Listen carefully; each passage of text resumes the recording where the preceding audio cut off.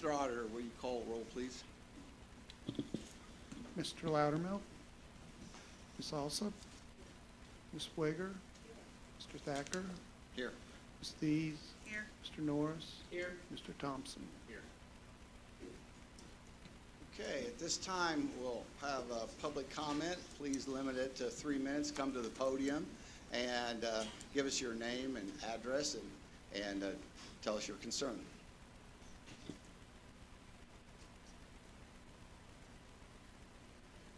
My name is Sean Roberts. My address is 126 South 12th Street. And I'm here because I don't feel that the Vigo County Jail should be tore down. I feel that I've been struggling with drugs and addiction my whole life. And I got a baby and I'm a year and a half sober. Thank you to the dual diagnosis. So I'm asking that the old Vigo County Jail be turned in to a dual center for treatment. Like, why fill the new Vigo County Jail up with first time or prior drug offenders when they could send them somewhere that they get the treatment they need? Nothing helped me, nothing. I'm 31, I've been battling addiction since I was 15. Clean, and it changed my whole life. So, therefore, I'm asking, why send people over to the Vigo County Jail and then make them wait and then go to work release when work release fills up? Why can't they send all drug offenders to the dual center? Open it and call it the dual center, because it not only does it help with addiction, but it helps with mental health as well. Locking us up for a disease. It's a disease. It's not it's a crime, but addiction is rough. And like I said, I'm 31. I lived my whole life on addiction. I did 8 years in prison because of drugs, and I didn't find no other way. I did every program possible. I did the dual diagnosis, and it changed my life for the better, and I'm clean today. That's just how I feel. Well, thank you. Thank you for your comment. I know that we had comment on this the other day, but the gentleman asked me if he could speak under public comment, and I said absolutely, and so thank you for your time. Thank you. Sean.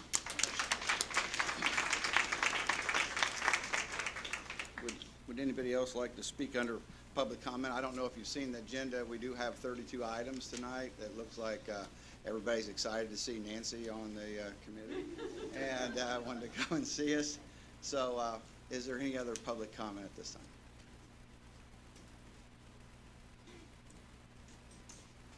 Thank you, sir. Philip Deckard, 1540 Spruce. At the last council meeting here last night, James Robertson discussed putting a rehab program in the old jail and agreed to do necessary repairs and bring building up to code. This would relieve any burden upon taxpayers, and if the 7th Court was placed in another section and the 911 in another section, resolve a lot of these issues. A lot of extra pipes could be removed and capped instead of repairing, as they wouldn't be needed for all the toilets in the old cells. This project is doable and plenty of additional space for other offices or storages. Having a drug program in the same building as a drug court would be convenient and beneficial to the community, plus approximately $4 million left in the recovery fund that could go toward remodeling sections of the old jail, of the new courtroom, and place a TNR program in the building and repairs the 911 center, and additional storage space where documents could be stored securely. The remaining, or a big section of the remaining space, will be brought up to any code by the rehab center at their expense. These are excellent plans to use. The building, originally was built with our tax dollars. You invested our money then, and we want to invest that, continue to help the community. I agree with going green, but there are several parcels of vacant lots that could be used that affect the taxpayers hasn't already invested in. If there is cosmetic damage done to the property, that may fall upon the poor construction or the inhabitants of the said property. Even though they won't be held accountable, we need to repair the neglected repairs and have it remodeled to enforce upkeep to prevent this scenario from occurring again. The Vigo County Courthouse in Terre Haute, Indiana was started with a laying of a $10,000 cornerstone on August 14th, 1884, and completed in 1888. The Vigo County Jail was built in 1980 and expanded in 2000, so this shows that the jail can withstand several more decades. All the damages are considered cosmetic, not structural. It would be cheaper to fix than replace, especially since when an offer was proposed to do the repairs, we need to repair and recycle more instead of wasting or going into dump. Why put funding into demolition and have nothing but a vacant lot? Let's repair, do some landscaping and art to turn the old jail into a conversation piece. The income from the old jail would be give more toward Vigo County and reduce the need for tax hikes.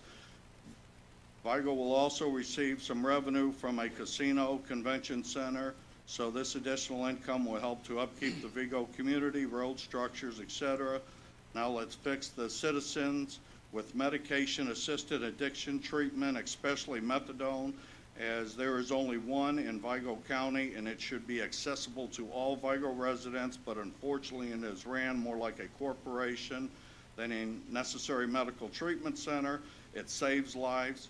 If I can be granted just one more moment, then I'd like to read.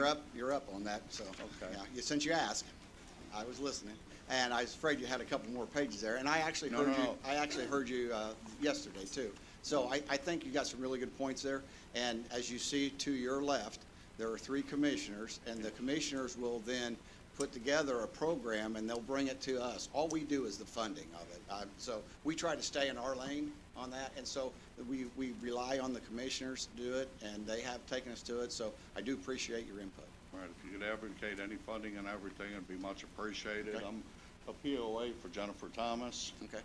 Registered across their records, and I'm just trying to save her life. I see Mr. Prosecutor's here. He might agree with, the drug treatment programs might be efficient. I don't want to put him on the spot or anything. but if- He's got a presentation to make here today too, so. But I do appreciate your time, and it's well received. Thank you for letting me go on a little bit over, sir. I hope you have a wonderful evening. All right, thank you. Okay, so at risk of asking again, is there any other public comment? Because we do feel like we need to have public comment. It is very important. We do have a really packed agenda, as you see, and so we want to try to do it. If not any other comment, then we'll take it to the communication of elected officials, other officials, or agencies of the county. And I have on that, if you see, there are agendas there on the, too, if anybody wants to pass them out. We did put agendas out. So what we have on that, unless there's somebody else wants to speak, the commissioners do have, want to take this time to make a presentation. Am I good to go? Yeah, did everybody got the camera on Chris? That's why he's here.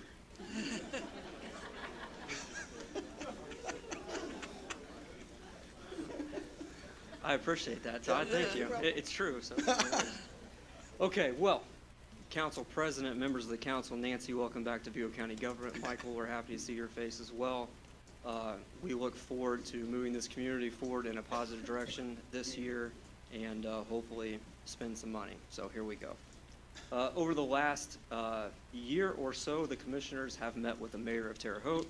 We have gone over a plan of American Rescue Plan Act funds in hopes of not duplicating things, so we have worked together to the best of our ability. The last 2 or 3 months or so, we have included you guys in that conversation and asked for your input as well, and we think we have put a plan together that will transformationally change Vigo County as a whole, and we hope you folks are on board with that. So, Ms. Vittoria and Betsy are going to go through this from RJL Solutions. If you have any questions, I'd appreciate if you just wait until the end, and we'll try to answer those accordingly. Thank you. Well, thank you, Commissioner. I don't nearly like the camera as much as Chris, so you don't have to point it over here, but you can. Well, good evening, Council President Thacker and members of the council. Thank you so much for allowing us to be here this evening representing the Vigo County Commissioners for tonight's presentation. I have had the pleasure of meeting most of you, but in case I haven't, my name is Victoria Meyer. I am the Vice President of Communications at RJL Solutions, and alongside me presenting this evening is Betsy Peprack, Chief Operating Officer at RJL Solutions as well. So tonight, we will be sharing with you a request and a plan for a breakdown in Vigo County's American Rescue Plan Act funds, or ARPA funds.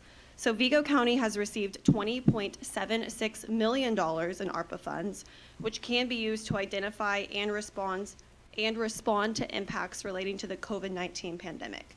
Now, all of these funds must be committed by December of 2024 and then expended by December of 2026. So over the last several months, as Chris stated, RJL Solutions, alongside the commissioners, have been humbled to work with all of you and are really happy to be here tonight. This is a very exciting evening for Vigo County, understanding that many stakeholders across Vigo County have been a part of these conversations, including not just all of you and the commissioners, but Mayor Duke Bennett and many others who have participated in bringing together the resources, the data, and the information needed to put together a plan that we can all be proud of.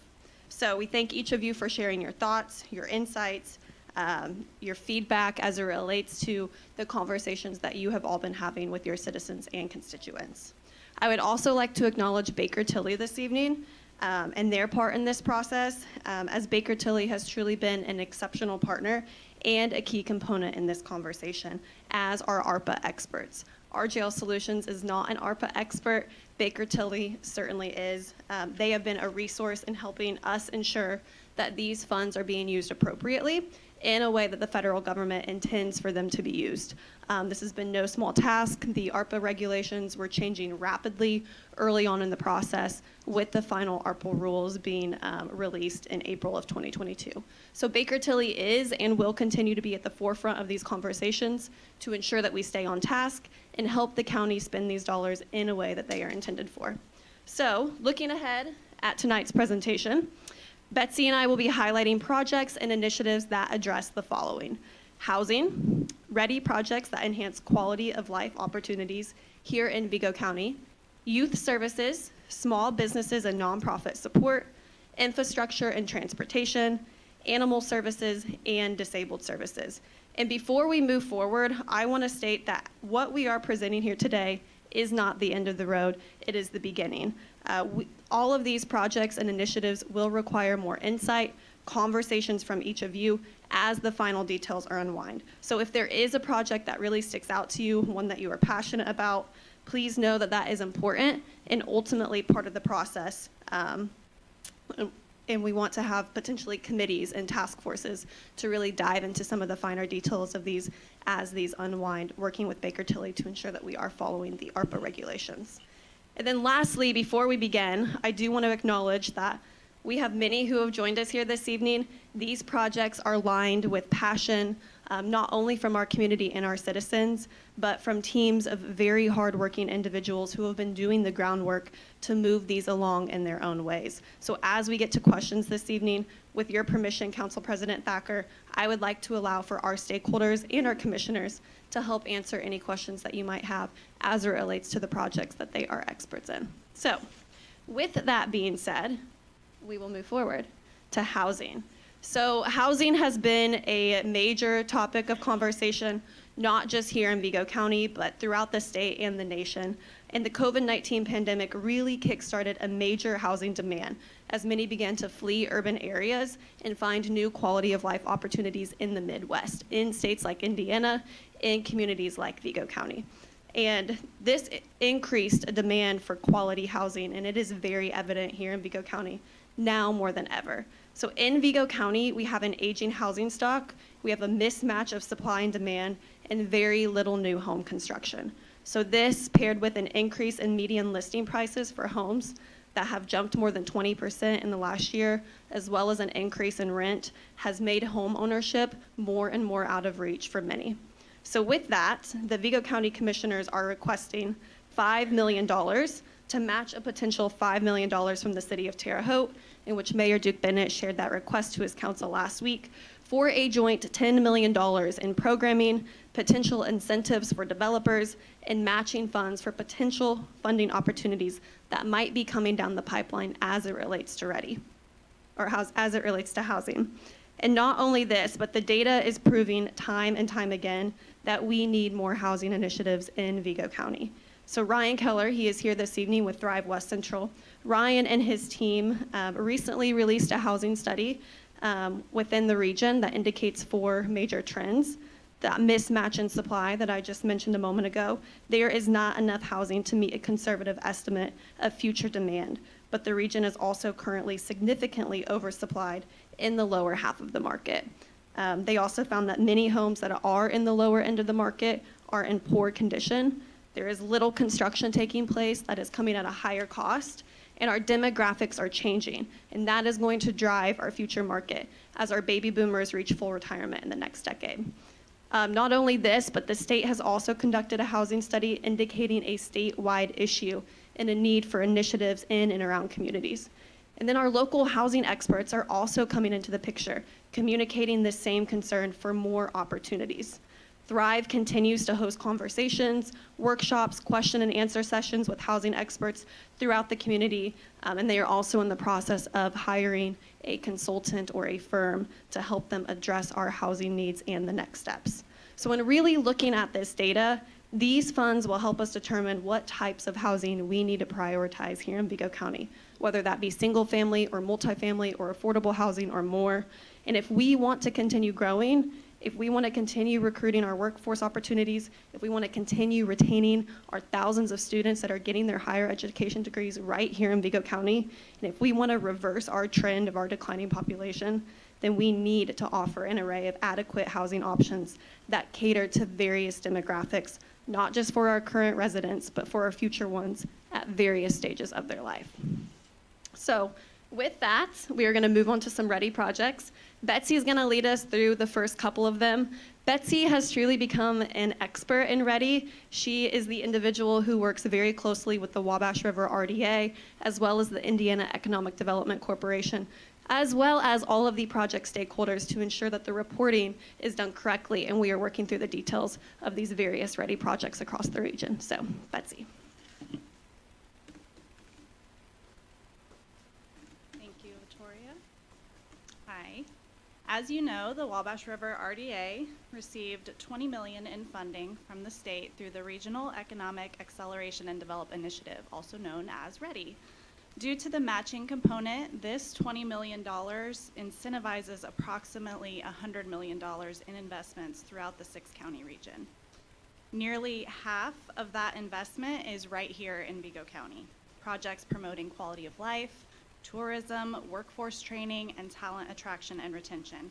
And the commissioners see a great benefit in providing support in the matching requirements to ensure that these projects move forward, giving these projects that extra step that they need to move across the finish line. These commitments for the following projects are already beginning to advance Ready 2.0, ultimately positioning West Central Indiana for success.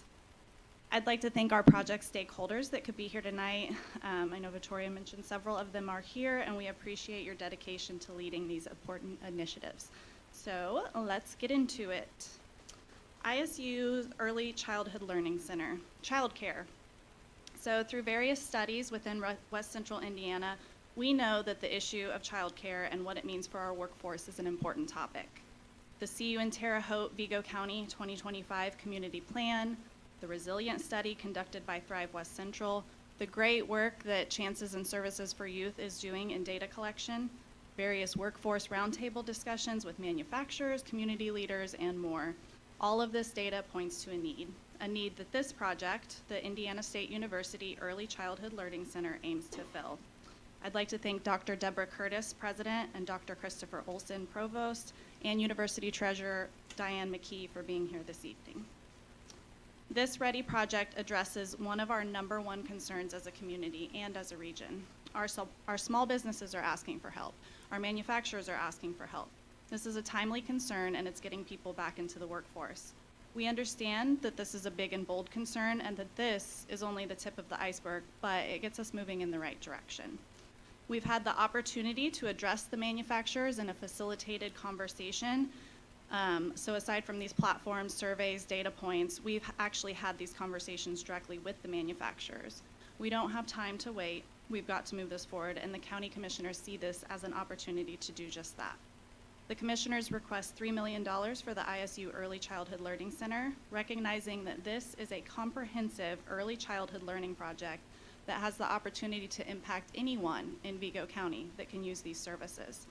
ISU is in a unique position to expand these services within their early childhood learning education programming and the space that they have to dedicate to this initiative. Under the direction of Executive Director Susan Turner and the Board of Directors, we've seen the Terre Haute Children's Museum really stabilize throughout COVID-19. We saw the museum work through some major hardships, pivot, recover, and continue to be a vital part of our downtown. As we have expanded downtown Terre Haute with the Convention Center, the upcoming Larry Bird Museum, and all of the other museums within walking distance of our downtown development, this provides another opportunity for us to sell downtown as it relates to giving families a place to enjoy outdoor activities within their visit to the Terre Haute Children's Museum. I recently became a board member, and I've got to say Susan and her team have some really exciting things planned for the future of the museum. Currently, you know that 8th Street is open and has provided sometimes precarious travel conditions because people are confused on how to use that roadway. And I know that Susan is here this evening and can address that if you have additional questions. But the commissioners request $75,000 to support the Terre Haute Children's Museum's feasibility study to determine the best plan of action for closing 8th Street and turning that into an interactive outdoor play space for children and their families. This project is a perfect example of setting ourselves up for future success to pursue other funding opportunities and mechanisms, even creating an opportunity for Ready 2.0 funding. Communities of similar size and demographic across the state of Indiana have implemented quality of life initiatives for families with children to provide fun, interactive experiences. These other communities create a benchmark for us, and we recognize that these are good and cool and neat and progressive, fill in the blank with whatever word. We don't want to get left behind. And this is one of those projects in our downtown that we're committed to because the Children's Museum is committed to it, and we want to be good community partners in finalizing this opportunity. The West Central Business Hub will create a comprehensive business resource or one-stop shop for all business-related development in West Central Indiana. Composed of multiple organizational partners in the region, each provides expertise and services to help businesses grow and prosper. Currently, the hub exists only as an online presence. In 2020, the COVID-19 Emergency Response Team was created under the heading of the West Central Business Hub to provide local businesses with immediate answers to their questions and connect business leaders with available resources. Given its success during the pandemic, the need for a physical presence was recognized. The organizations that would be located in this business hub include the Terre Haute Chamber of Commerce, Terre Haute Economic Development Corporation, the Terre Haute Convention and Visitors Bureau satellite location, Launch Terre Haute, Work One of West Central Indiana, and office hours for the West Central Indiana Small Business Development Center. The Holman Building, which you see on the screen, has been identified as the location for the business hub due to its convenient, accessible location downtown, and it's large enough to accommodate all interested partners. The commissioners request $750,000 to transform this space into the West Central Business Hub's permanent home. I'd like to thank Kristen Craig, Executive Director of the Greater Terre Haute Chamber of Commerce Foundation, which oversees the West Central 2025 Board, for leading this initiative and for being here tonight. St. Mary of the Woods College. First of all, Dr. Janet Clark, thank you so much for being here. And Carrie Wolf from St. Mary of the Woods College. I know that President King wanted to be here, but we really appreciate you being here tonight. This project has been on the hearts and minds of St. Mary of the Woods College for many, many years. So when you think about St. Mary of the Woods College, you might think about a lot of things. You might know someone that got married there. You might have been there for a celebration of a graduation or ring day, or any celebration that people have had to celebrate what they've accomplished on that campus. So whatever reason you've been at St. Mary of the Woods College or become a part of that family, it is an institution that continues to grow under the leadership of President King and that board.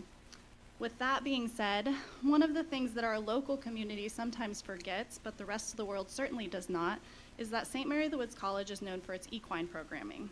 Not just the equine facility, but it is the only equine program in Indiana to offer a Bachelor of Science degree in equine studies, and it is one of only 20 in the nation to offer that degree.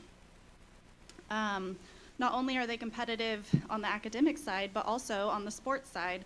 So SMWC competes in an average of 23 equine shows per year, with up to 8 of those being on site, bringing teams, coaches, show personnel, and audiences from a number of other states to West Central Indiana. The proposed Equine Event Center will further establish West Central Indiana as Indiana's leader in equine events.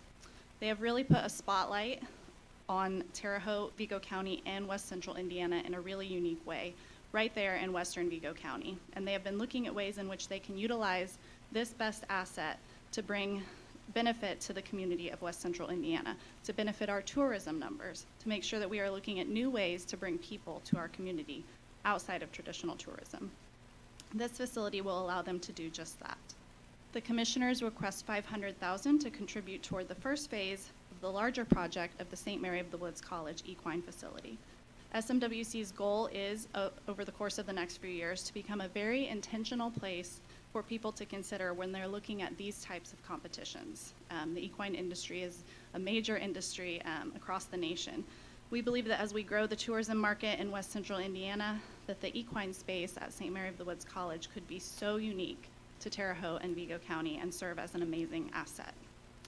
I'm going to turn it back over to Victoria to go over the next couple of projects.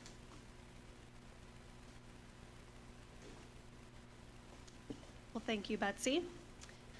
Sticking with some ready projects and our higher education institutions, Rose-Hulman Institute of Technology. It is no secret that Rose-Hulman Institute of Technology continues to be one of our points of pride for not just Vigo County and West Central Indiana, but really all of Indiana. And they continue to be the #1 engineering school in the United States for 24 years in a row. And we give many thanks to President Rob Coons, who is leading that institution. And thank you so much for being here this evening, President Coons. One of Rose-Hulman's most unique assets is Rose-Hulman Ventures. So for 20 years, Rose-Hulman Ventures has fueled innovation and economic growth here in Indiana, led by a team of highly experienced engineers, software developers, designers, and supported by student interns. Rose-Hulman Ventures harnesses the power and resources of Rose-Hulman Institute of Technology to bring these new ideas to life.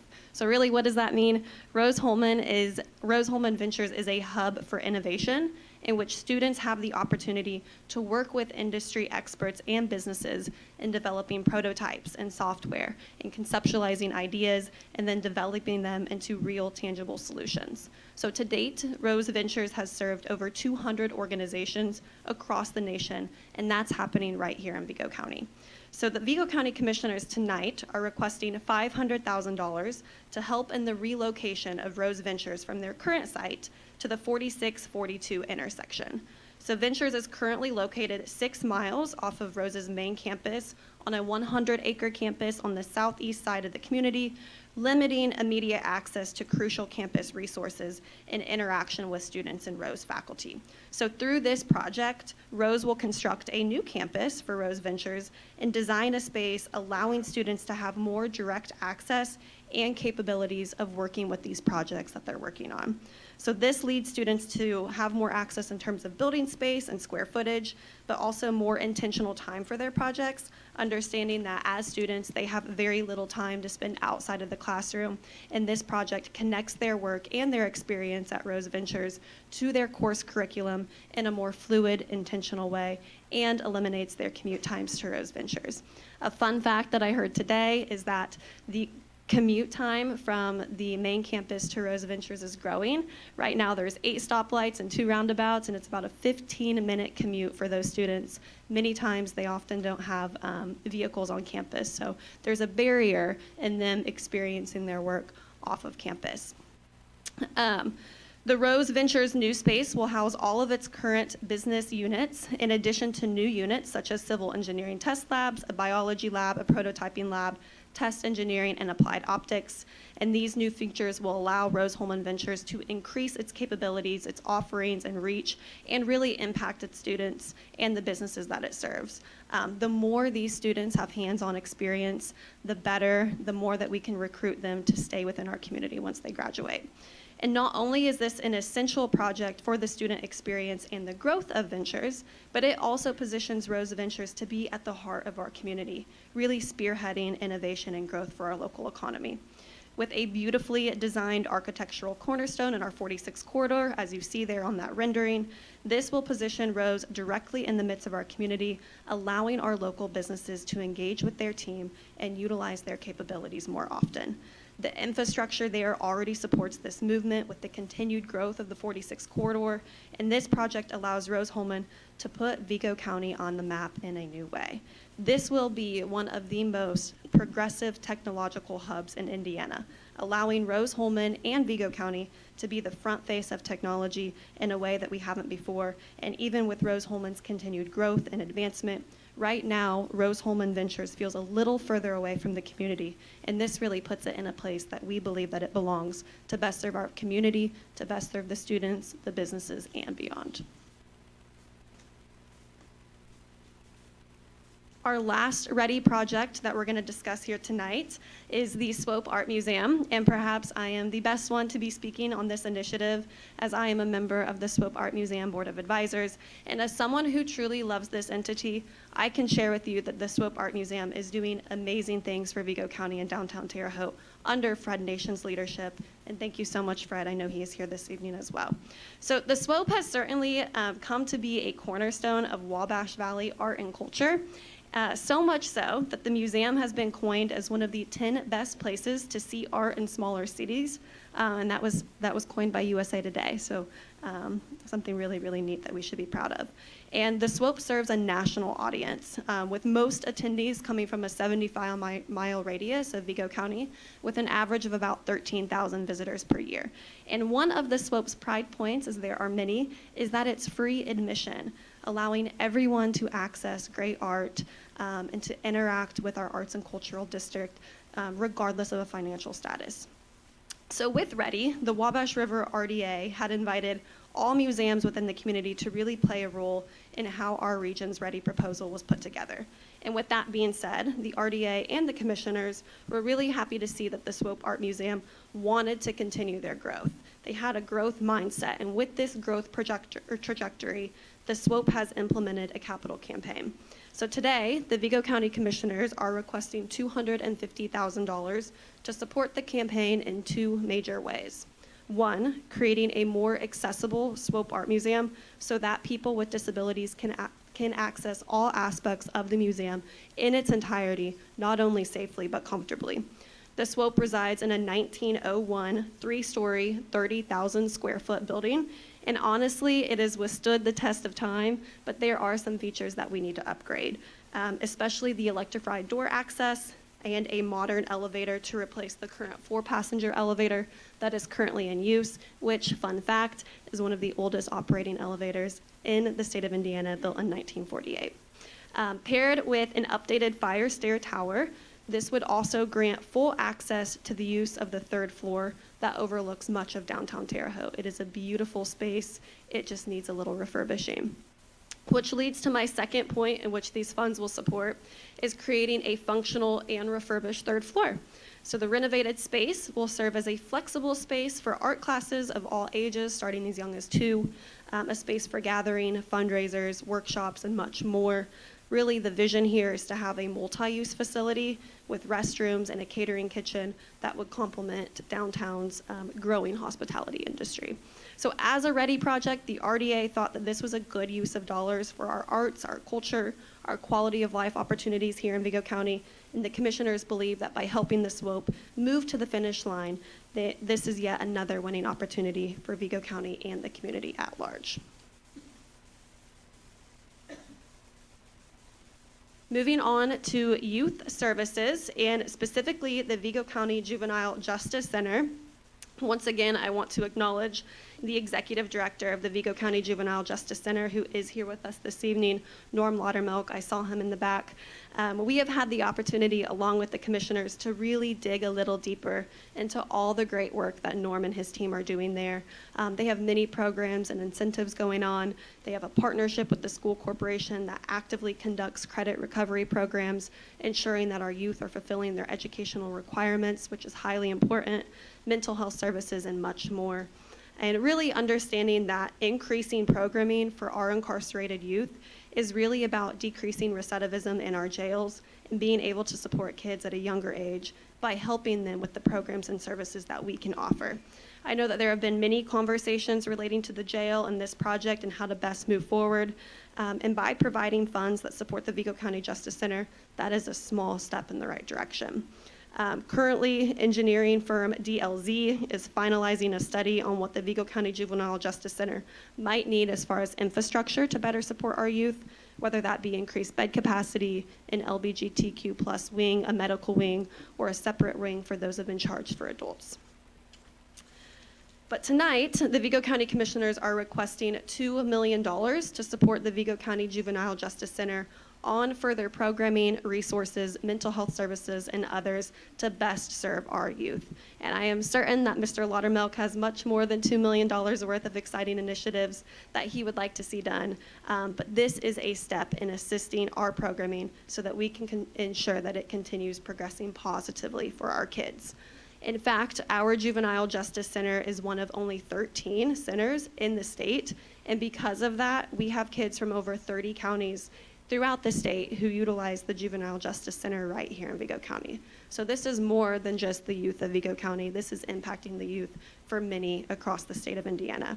This is about youth programming. This is about mental health programming, benchmarking other like communities and juvenile centers, and really looking at how other communities are addressing these opportunities so that we can continue resourcing our youth and helping them become productive members of society. I think it's important to understand when thinking about this that the state continues to decrease funding for juvenile center programming. And if our goal is to reduce recidivism, if our goal is to help these youth in a way that we know that we can and help more as they come forward, then we cannot continue to solely rely on whether or not we do or do not get a grant to provide needed programming and services. So at the end of the day, $2 million may not fund everything we need here, but it gets us headed in the right direction. It gives us a start to further these conversations that we need to be having collectively as a community so that we can better serve our youth and better serve our future.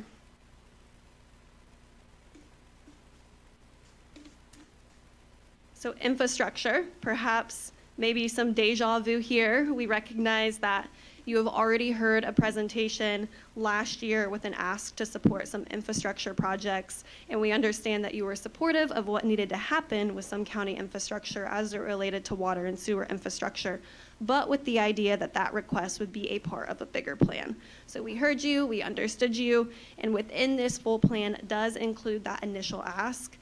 We won't go into too much depth here, but the commissioners are requesting $2.1 million to help address these same 17 projects that Larry Robbins, our county engineer, spoke about last time. And these have been identified projects that really need some priority action behind them. And he is here tonight to help answer any of those questions that you might have. So, moving on to animal services and our four-legged friends at the Terre Haute Humane Society. The commissioners, in partnership with the city of Terre Haute, have been having conversations on how to best help the Terre Haute Humane Society support the Vigo County Sheriff's Office and the Terre Haute Police Department as they bring in animals to the shelter. So in doing so, the commissioners tonight are requesting $250,000 in partnership with the city to help the Humane Society build onto the back area of their facility so that when the Vigo County Sheriff's Office and the Terre Haute Police Department do bring those animals to the shelter, they have their own direct access location. This will provide more efficiencies for the Sheriff's Office and the Terre Haute Police Department because they will have their own designated area to quickly transport, drop off, and then continue about their duties where needed. You may have heard that the Humane Society continues to be in need of more space. So when code enforcement, when the sheriff's office, when the police department, and really when any citizen within the community calls and asks to bring in an animal, space and resources continuously become a concern to serve and house these animals. And oftentimes they physically do not have the room, and some of them have to be turned away. So our goal here tonight is to help resource the Humane Society so that they can have more direct access to be able to handle these matters in an ethical and humane way. And we thank Ray Buechler, the Terre Haute Humane Society's board president, who I believe is here with us this evening. Their team works tirelessly day in and day out to really provide shelter and nutrients, health and wellness, and really most importantly, loving homes for these animals to go home to. So with that, I'm going to turn it over to Betsy, who is going to walk through our last couple of projects. We're in the home stretch, I promise. During the pandemic, our nonprofit and business community were all hit very hard. Of course, our hearts were with the healthcare community. They were with the leaders that had to make those tough decisions, and they were with those that were helping provide services for those in need. But our hearts were also with the businesses that had to shut down and wonder if they were going to make it. We feel like it's in the best interest of our nonprofit community and business community that we don't leave them behind in regards to the opportunity to help them in any way that we can.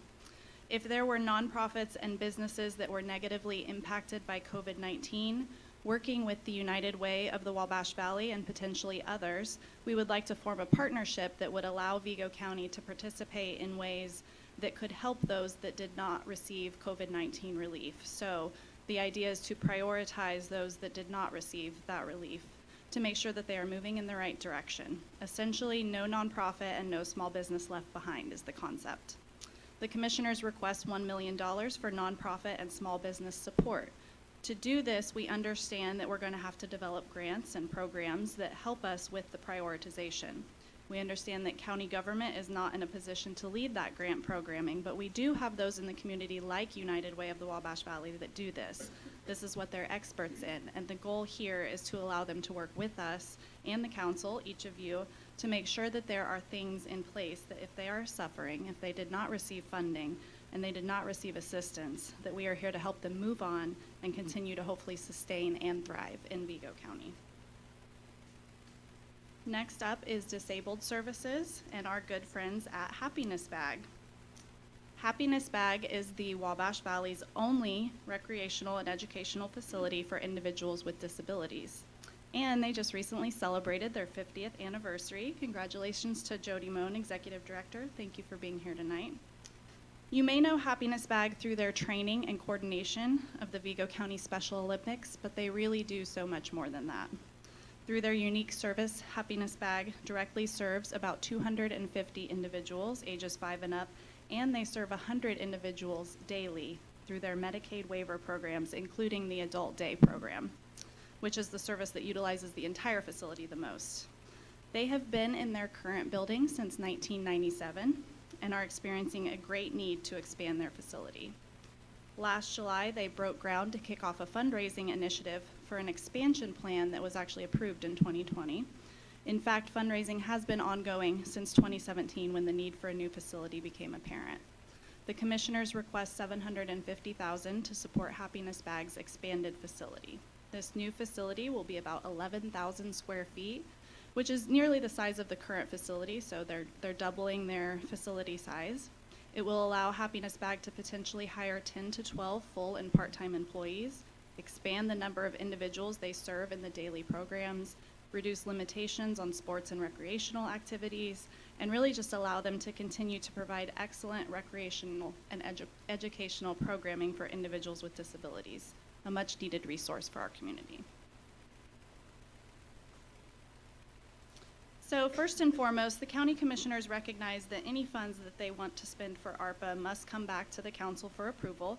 So first, we want to acknowledge the commissioners understand that. With that being said, there is a lot of funding or potential opportunities coming down the pipeline for federal and state level, and that puts us in a position to be able to apply for more grants like READY. We don't want to put ourselves in a situation where we don't have any ARPA funds available when these opportunities come. ARPA funds have to be spent or agreed to spend by December 31st, 2024, so that technically leaves us 2 years to determine ways to spend these funds that could help benefit us in ways that we don't even understand yet. Because of that, we want to put ourselves in a situation as a county to be able to make those decisions and be more fluid with those dollars as we move forward, with the idea that we understand in the next year, if those things do not come to fruition, we will then repropose a plan for these dollars that will come to you, and you would then have an opportunity to help us approve those expenditures. So with that being said, the commissioners request $4.6 million to be reserved for these opportunities that we are not yet aware of. We're asking for some flexibility and grace, understanding that we might come back to you for additional projects because those opportunities provide themselves to us in the next year or so. We don't want to put ourselves in a situation where we have nothing to spend and nothing to use in those opportunities. So that's what this bucket of money is set aside for. Okay, housing, workforce, small business and nonprofit development, our four-legged friends, our youth, disabled services and resourcing, childcare, tourism, innovation, entrepreneurship, and overall quality of life. The impact that these dollars will have is pretty incredible. And I'd just like to take a moment to recognize that, to envision what 5 years from now could look like in Vigo County because of these funds and these projects. I'd also like to reiterate that the goal of the county commissioners is that each of you will be involved in these projects and initiatives moving forward.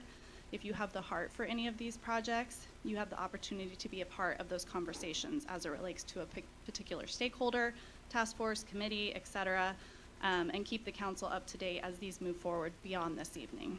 This work starts here. It certainly does not end here.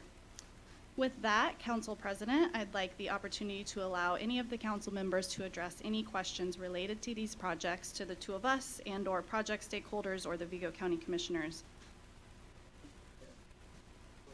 I had that down on my list, so I would say if this is the opportunity, if council has any questions for these two individuals or for the stakeholders, please ask those at this time. And I know Marie will have a question. Everyone else a chance to ask. You want me to go ahead and go? Okay. One of the questions, and I really like the ideas, and I know we've talked about trying to seek out other grants and things. Could you explain, because I know the home situation is an issue for lots of different reasons. Could you explain like how that will be used? Will that be used to fund projects? Will it be for, you know, I don't want to necessarily say public housing, but how's it gonna like envision? Give me some ideas what it's gonna look like. Absolutely. So like I said, this is only the beginning, so we will have many conversations moving forward about what that will look like. The idea is that that money will be used for programming, for incentives for home builders, things like that that would really boost the housing in our region. So it could, I mean, I guess where I'm kind of going with, you know, it could pay, like if we come up with like a housing community idea, pay for the designs of it, things like that. It looks like Chris is going to add to it, but I just want to make sure that it goes to the, directly to, you know, I don't want it to just be for services. I want to make sure it goes to the You housing. need to calm down. So yeah, Marie, I mean, if a housing developer comes along and they need $1 million worth of infrastructure to get water and sewer to that point, I think we're certainly open to making that happen. Okay, so like a You know, but if they have to guarantee on the back end that they're gonna build 50 homes, and they're gonna stick to building to 50 homes. I mean, we're gonna make sure there's criteria in place that they have to meet. You know, all their area planning's done, their permitting's finished, they work with Larry on road width, all these things. They have to meet all those certain aspects before we even get into the conversation of what can we do for you. And does that one, I know some of these have like us contributing and the city contributing as well. Is this one of the ones that Most has certainly, this? the county will stay in the county, and the city will Okay, stay in the city. okay. But I think it was important to show collaboration between the both But of the us. city is looking Yeah. at doing something Yeah, similar then? exactly the there's- same, $5 million. Okay, that's what I thought, okay. And then part of, one of the things that came up quite a bit, and I think has already been mentioned several times tonight, even from our guest that spoke, is concern about drug and mental health programs. And I know specifically with my passion with the youth as well, from what I understand, the programs going for juvenile justice, some of that could capture some of that possibly? I mean, I know we don't have anything set in stone, could that be programming for our youth? I feel like it's an area lacking. Yeah, I mean, this specifically, we would like to really tackle the youth side of the, I'm gonna go ahead and say, pandemic in this community of drugs and mental illness. But moving forward with that $4.6 million that we left to the side, you know, an example of Hamilton County, which we're not Hamilton County, we know that, but they have created programs with some of their ARPA funding to get basically like a CEO program within the jail to get those folks certified in some type of welding maybe or something like that to get them hireable as they get out of jail. So yeah, I mean, that's something we'll look forward to in the future, and, you know, hopefully with Ready 2.0, we might have a project for that too. Well, I was gonna say, and there's definitely, having a friend of mine that's on a board, and I can't remember the name of the school, in Indianapolis, that's a school geared specifically towards recovering youth, and I know, again, certifications, I know that's probably something, Councilman Thacker would be interested in as well.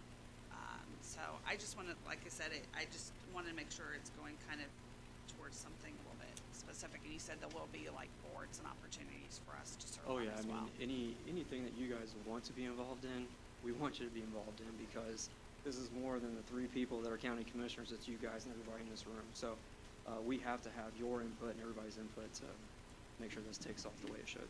And the last part, the leftover funding, I don't know what it was it 4.6 million. That still will have to go through county approval? Absolutely, yeah. Okay, Yep. just to make sure. Yep. Okay. Okay, that's it. I'm done. One part of this is so important, I think, is the Irish Early Childhood Learning and Child Care. Dr. Curtis, that is best news ever, ever, ever. I hope people, what parents in this community, child care is so critical for our family programs in every community. I feel sorry for President Curtis, stuff and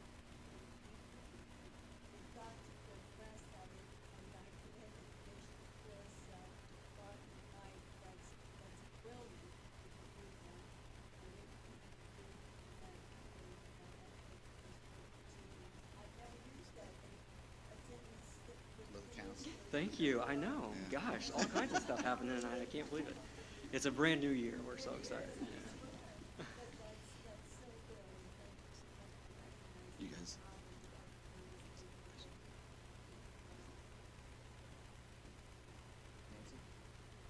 David or Travis? Go ahead.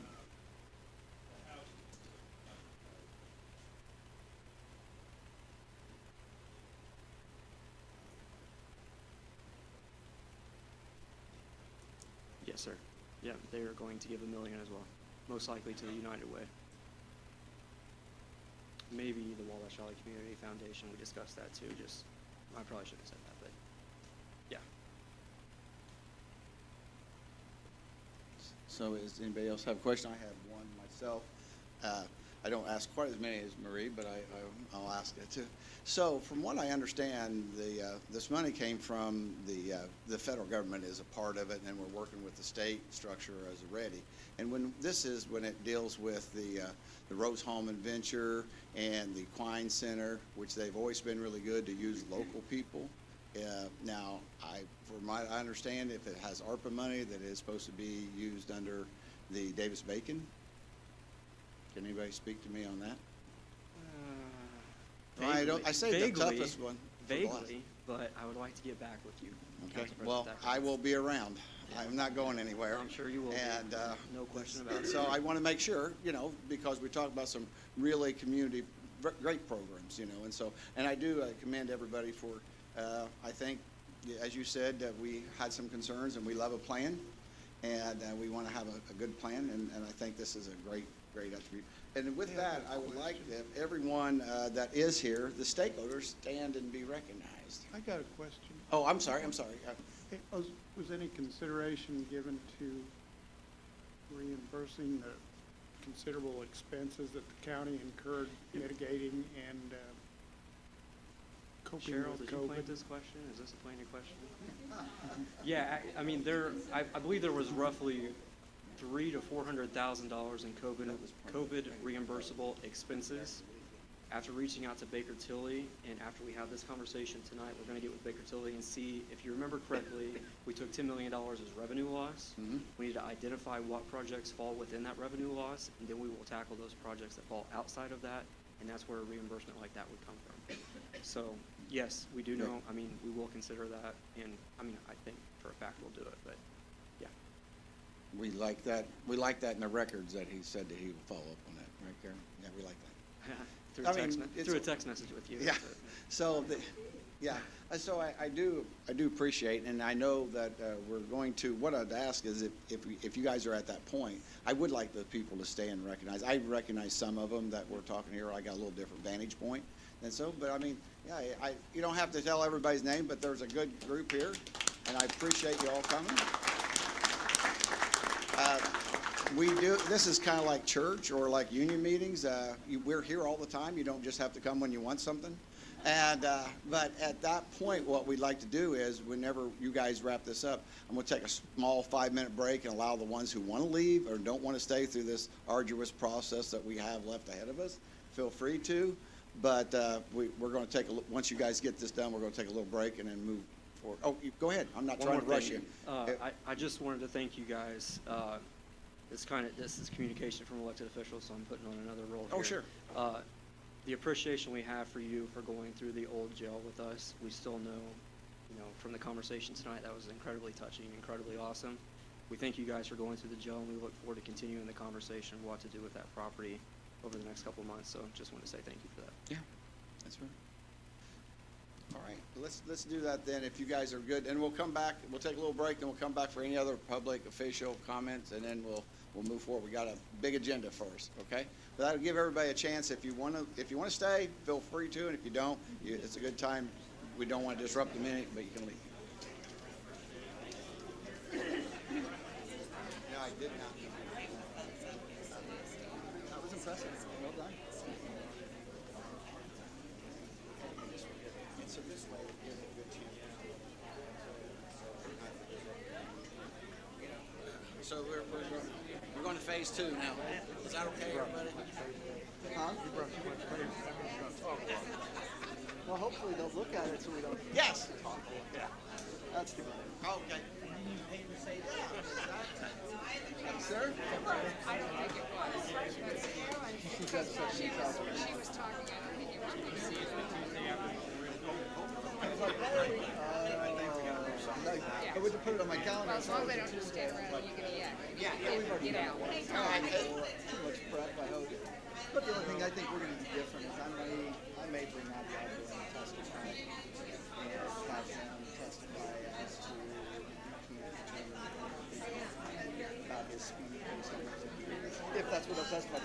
I don't know. Right. He may go in and go, nope, those are absolutely, he was moving 70 miles an hour, and then I'm going to be like, okay, here's exculpatory evidence for you guys. Yeah. I've heard that they are going to Yes, that's what I've been told as well.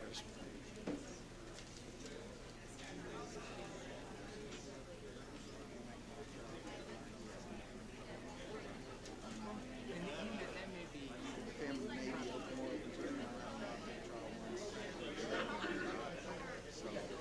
well, I'll follow up on that.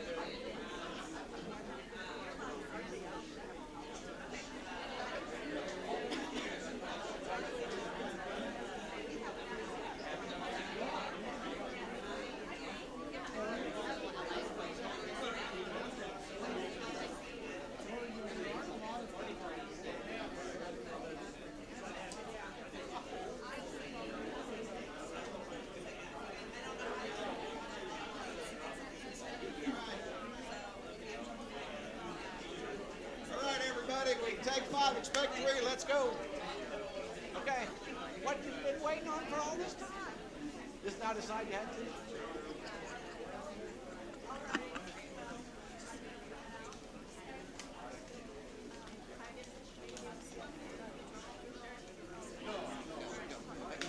I think we need to do it. You know, that's the thing. I thought they had something on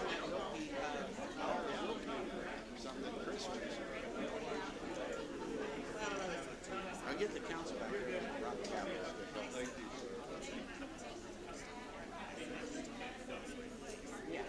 Well, and they have right, and I think that it's important that we let people gave me a lot of information. Let's take a little break, jump in the chairs, let's get going. You know what I mean? But that was Vicky then. So anytime you got ideas like that, you should ask all the sporting folks to stay back there, you know, and take 5 minutes. So no, so it's good, and that's why I want over here by me to pass me notes and say, hey, don't forget that, you know. So and then we can have a little fun with this too. Okay. As soon as I get the council back in here, they waited till 5 minutes and then they take me.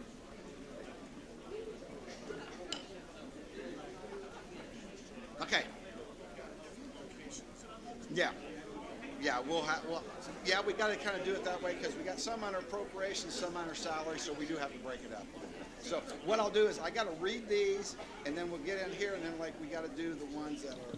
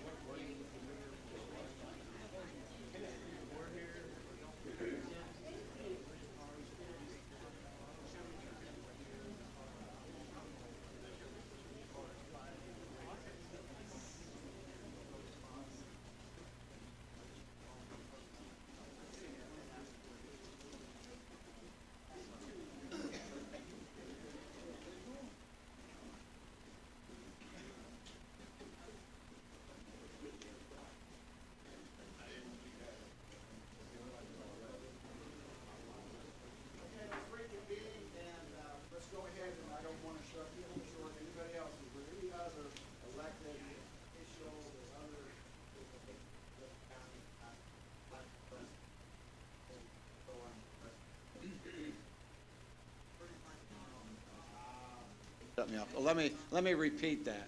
So at this point, we would allow any other communication from elected officials or other officials or agencies of the county before we move on to the rest of our agenda. Okay, with none of that being, then let's go ahead and we'll start in on the agenda. If those of you that have copies of them, we have the first reading by summary reference of proposed ordinance and resolutions. Number 1, ROC 2023-08. Resolution of reallocation 2023-1 Purdue Extension. It's an out-of-series transfer. Number 2 is going to be ROC 2023-12 Resolution of reallocation 2023-3 reassessment of Harrison Township Assessor out-of-series transfer.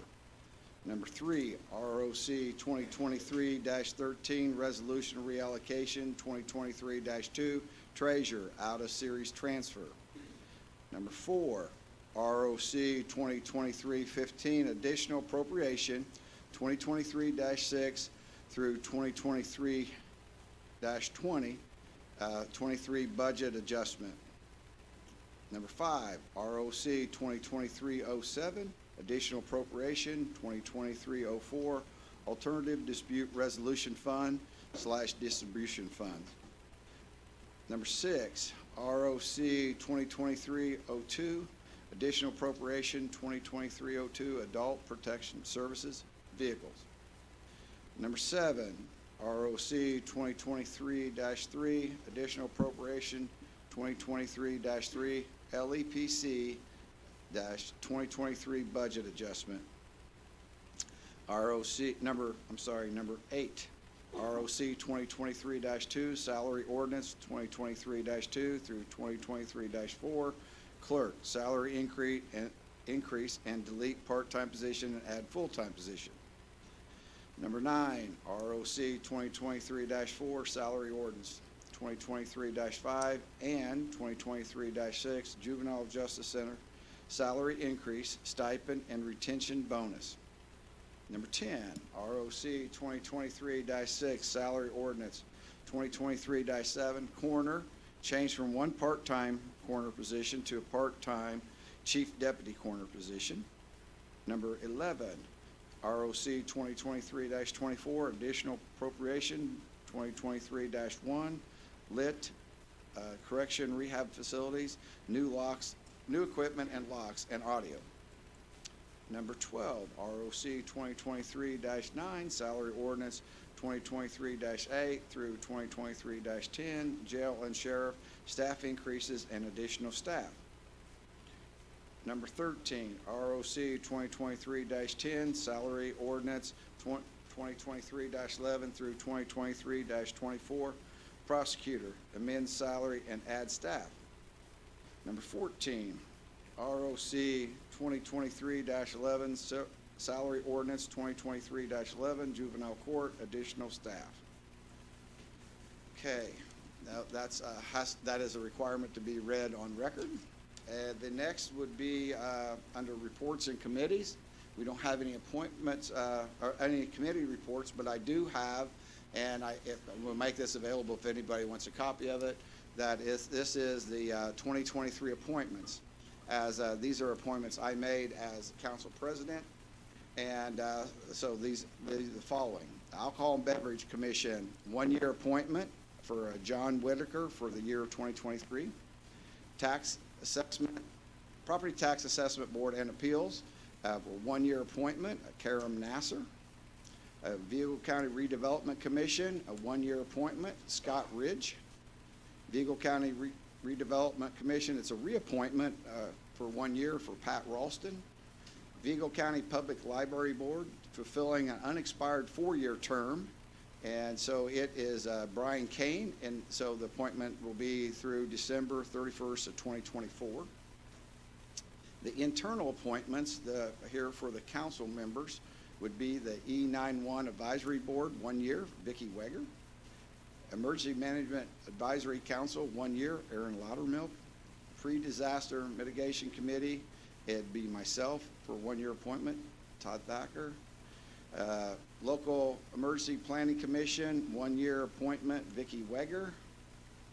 West Central Indiana Economic Development District Incorporated, 1-year appointment for Marie Thies. Building Inspection Advisory Board, 1-year appointment, Todd Thacker. And Vigo County Fair Board, 1-year appointment, Travis Norris, reappointment on that one. Wabash River Development and Beautification, 1-year appointment, again, would be Marie Thies. School Safety Task, 2-year appointment, starting this year and through December 31st of 2025, Dave Thompson. And the county attorney is Michael Wright.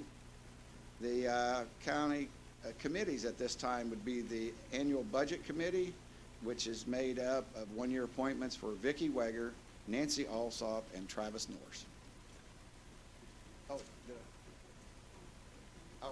I'm sorry. I said county. It is council. It was on there. I said it wrong. Yeah, I get it. I get that totally.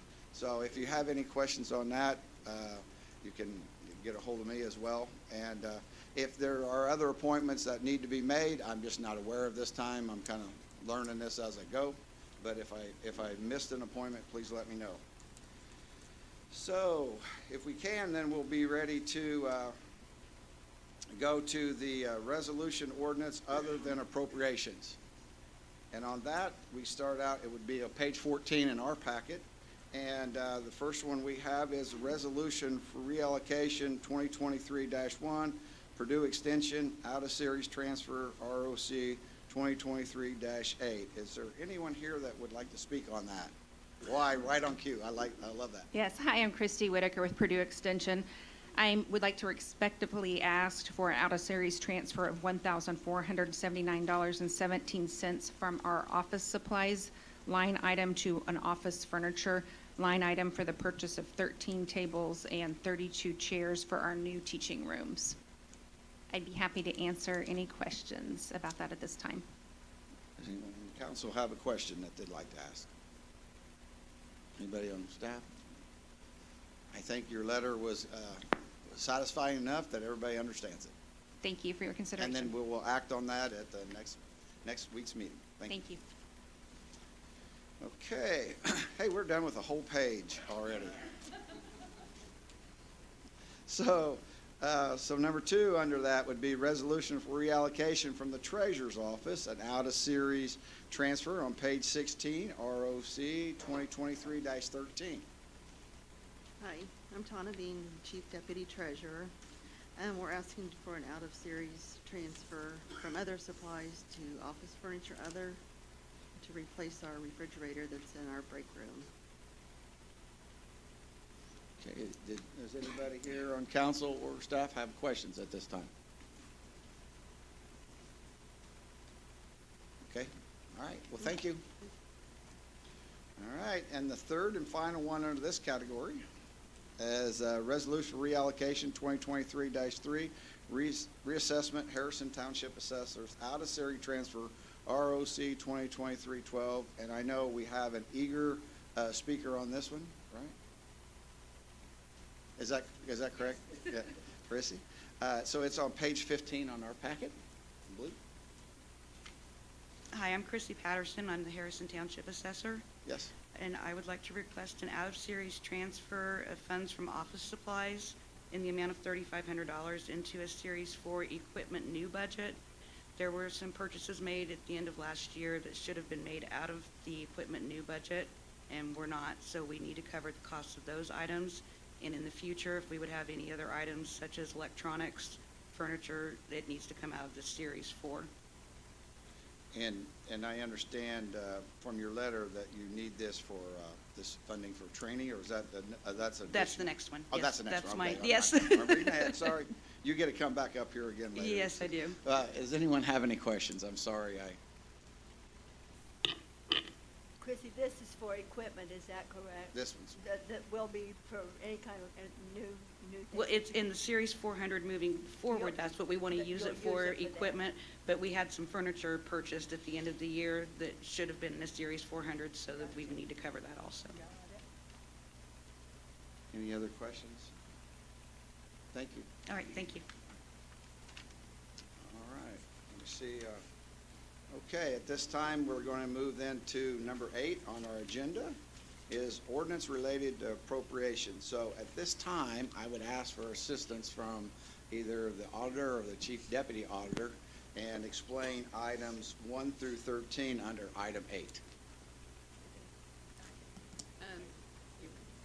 That's the, we appropriated, what was it, 2.5% for salary raises, but then when you pass the salary ordinance, it decided to give a 4% raise. So this is the additional 1.5% appropriation for these various departments. And we Cover agreed that. to this in the November meeting that we would have to do it after the first of the year, and so this is our first official business meeting after the first year.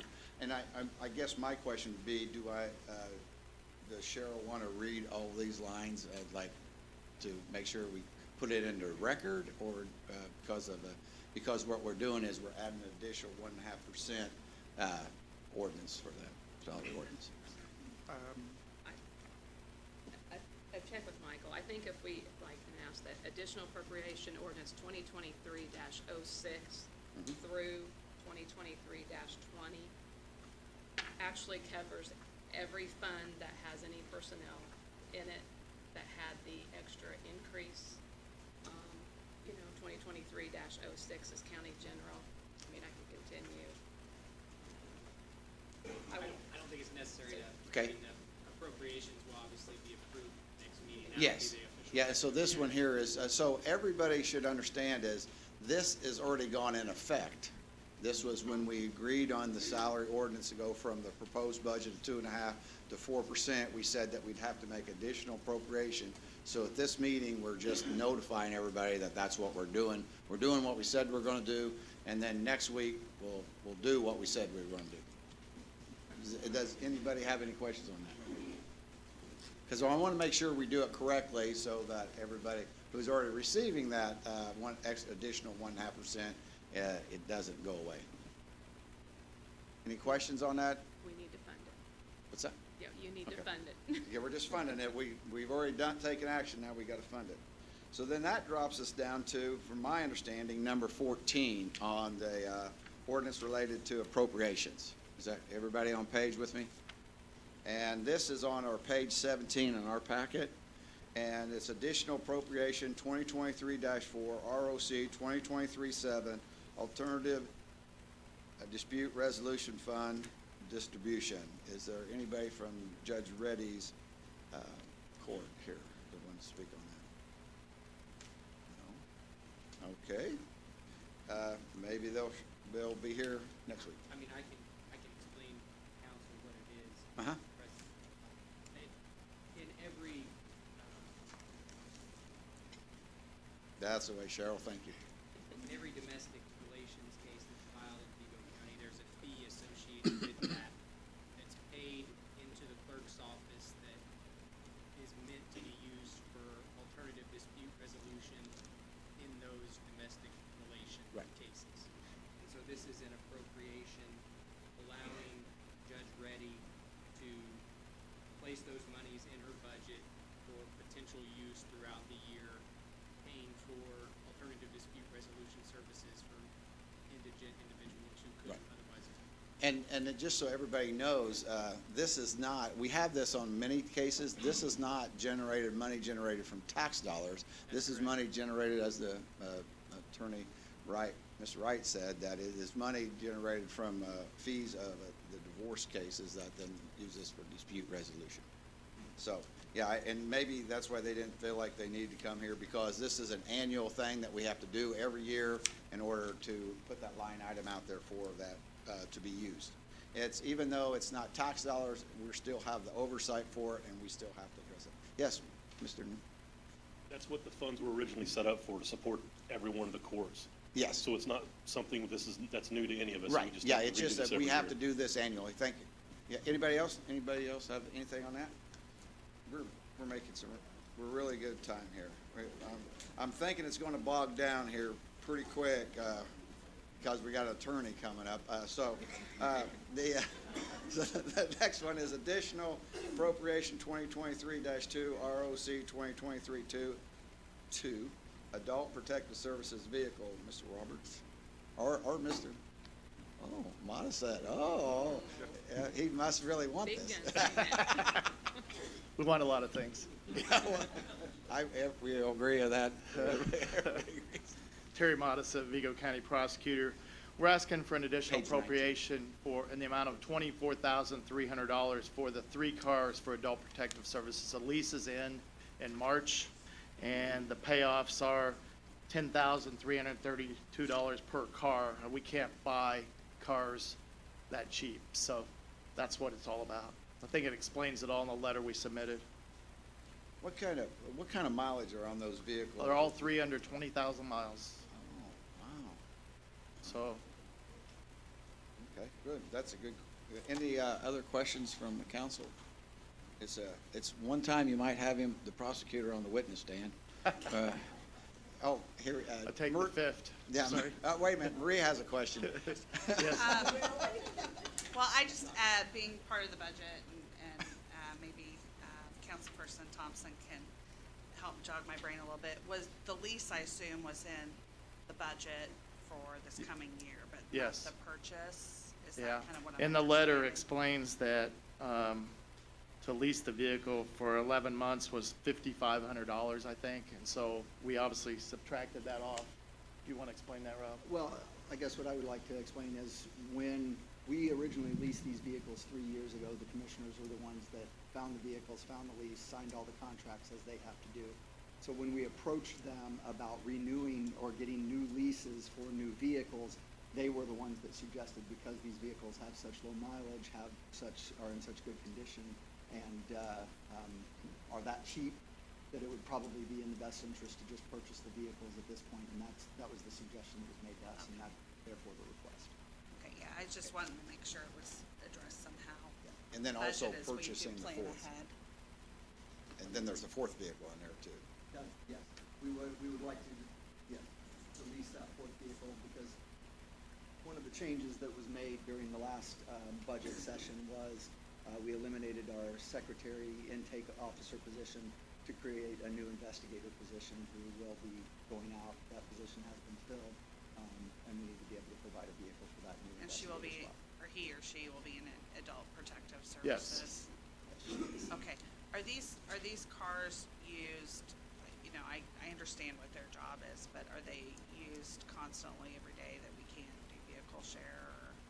Yeah, we cover 7 counties, and so they are traveling to multiple different counties in the process of fulfilling their obligation to doing their investigation.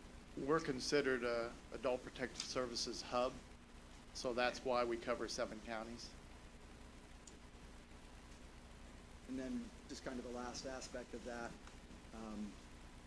we receive money from the state to be the Adult Protective Services hub. And it's essentially, it's a contract, but it's a reimbursable contract. So any monies that aren't used in the other aspects of our budget process will be used to reimburse for the additional funds that we're asking for here. Thank you. Any other questions of council for?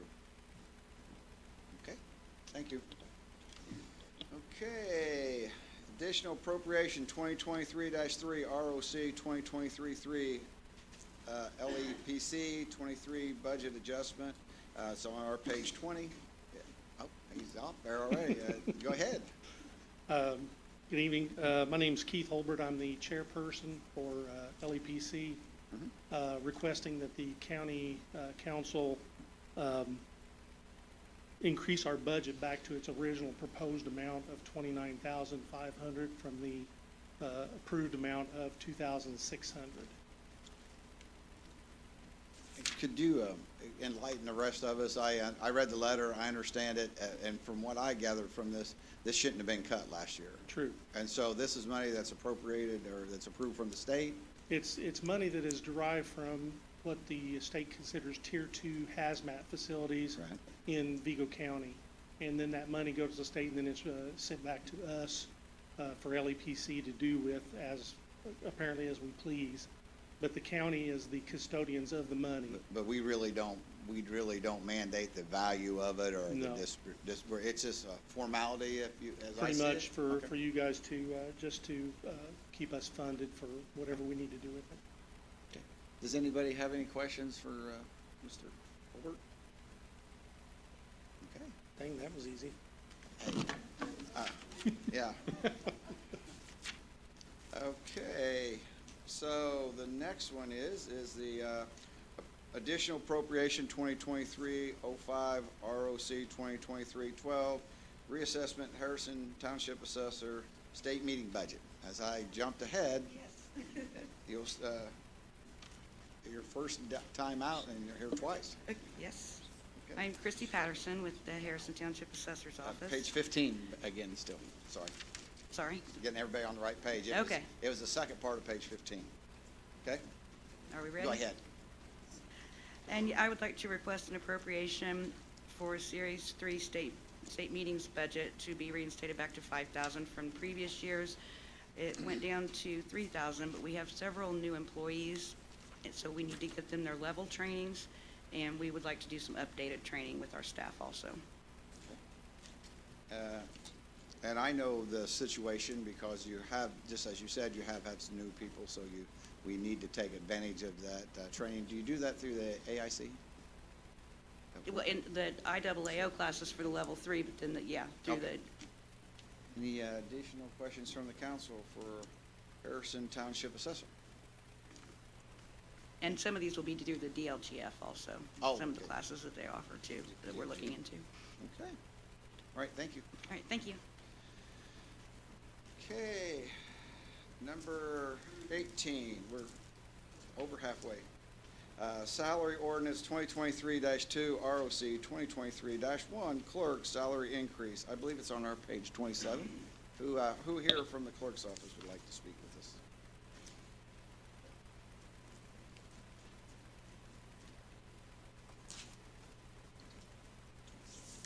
27, I believe it is.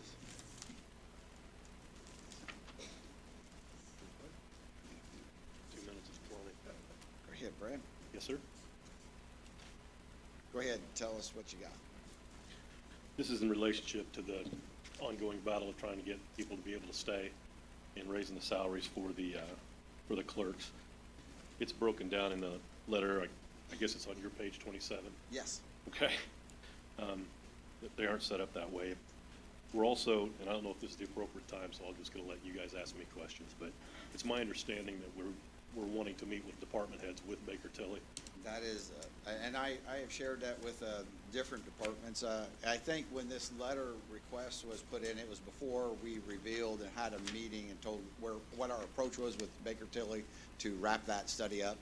And just so everybody here who didn't have the opportunity to be here last Friday, we had a meeting with Baker Tilly. They've asked questions of this council to give them some answers so they can give us the final rollout. At that point, we are going to offer each department head an opportunity to say if they agree or disagree with the Baker Tilly study. If they disagree, we'll have an avenue for an appeal process, and they can do just that at that point. And maybe we'll be able to address some of these concerns. And we want every department head to feel, through the department head, to feel like everybody has an avenue to state their case. And so, I mean, you didn't know that when you made the appeal or when you wrote this request, and that's fine.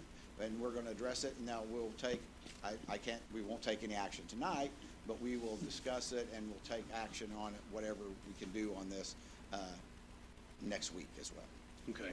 Second part of this is, and moving on, the second part of this is taking, and we've done this in the past when we had 8, is taking the 4 part-time positions and converting them into 2 full-time positions. Obviously, with the study, and for those of you that have been on the council for a while, we can't get people to work part-time for the pay that, I mean, it's not even close.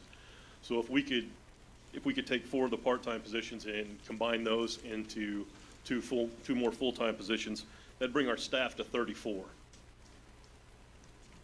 And that is also, that's salary ordinance 2023, that's number 19, 2023, 03, ROC 2023-01, clerk, delete part-time position, add full-time, and that also is on page 27. I believe you break down the math of that as well? That's correct. For the council members? That's correct. Would anybody at council have a question for Mr. Newman? Anyway, okay. Okay, you do? Okay, Mr. Thompson, Councilman Thompson. In regards to Baker Tilly, does it, in that study, does it say how many employees each department should have? No, you know what, I did not see that. I haven't seen, now, we do have a section of that it talked about job descriptions, and I've had this discussion with some of the department heads. You know, I personally feel like it's not addressed in that Baker Tilly.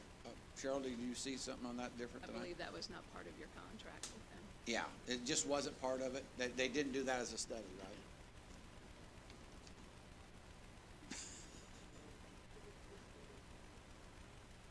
Should be the proper staffing. Yes.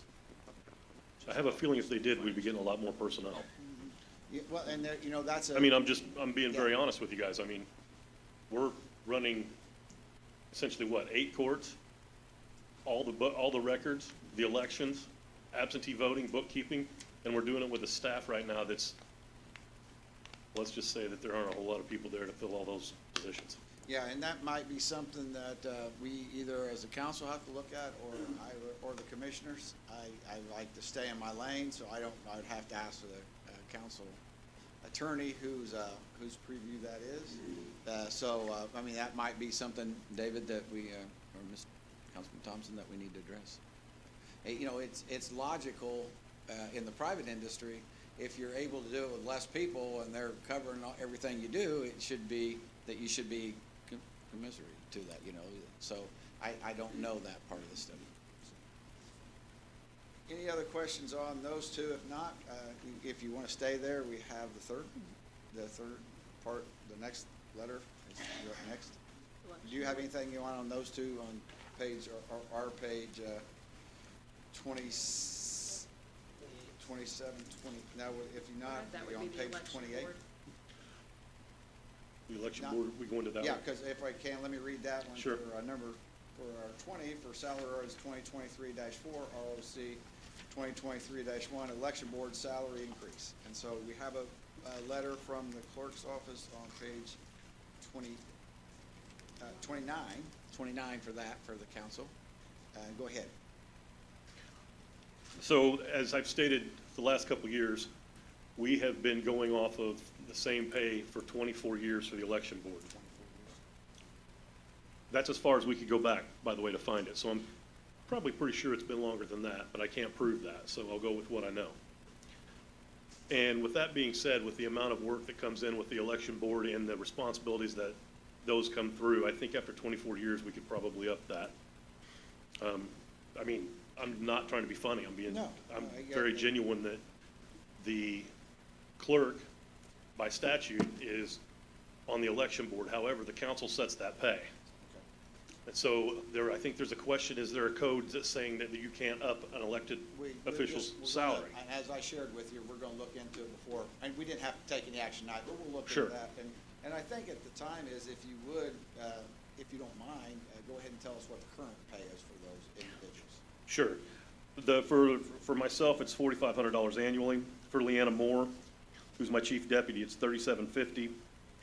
The president and Republican members, their current rate's $2,400, and the proxy for the Dem and the Republican is $700. And those, if I can speak, there was an issue on that letter. He's correct on the clerks and he's correct on the chief deputies. However, the member rate for the Democrat and Republican is currently $2,500 each. Each? Yes. And the request would be then to go to 5,000, because I believe it was Correct. asked to increase. Correct. I discussed to the clerk about that. And the proxy rate is currently $1,400 apiece. So that request is to go to $2,800. Correct. And she reached out to me and notified me of that as well. Okay. We're just trying to get all those figures together, and we'll be ready to be able to take action on it at the next meeting. Fantastic. Any questions? Not for me. Anybody from council have a question? Marie, you hadn't asked a question for 3. Yes, ma'am. Come on. I am Three doing my ordinance. due diligence. Yes, ma'am.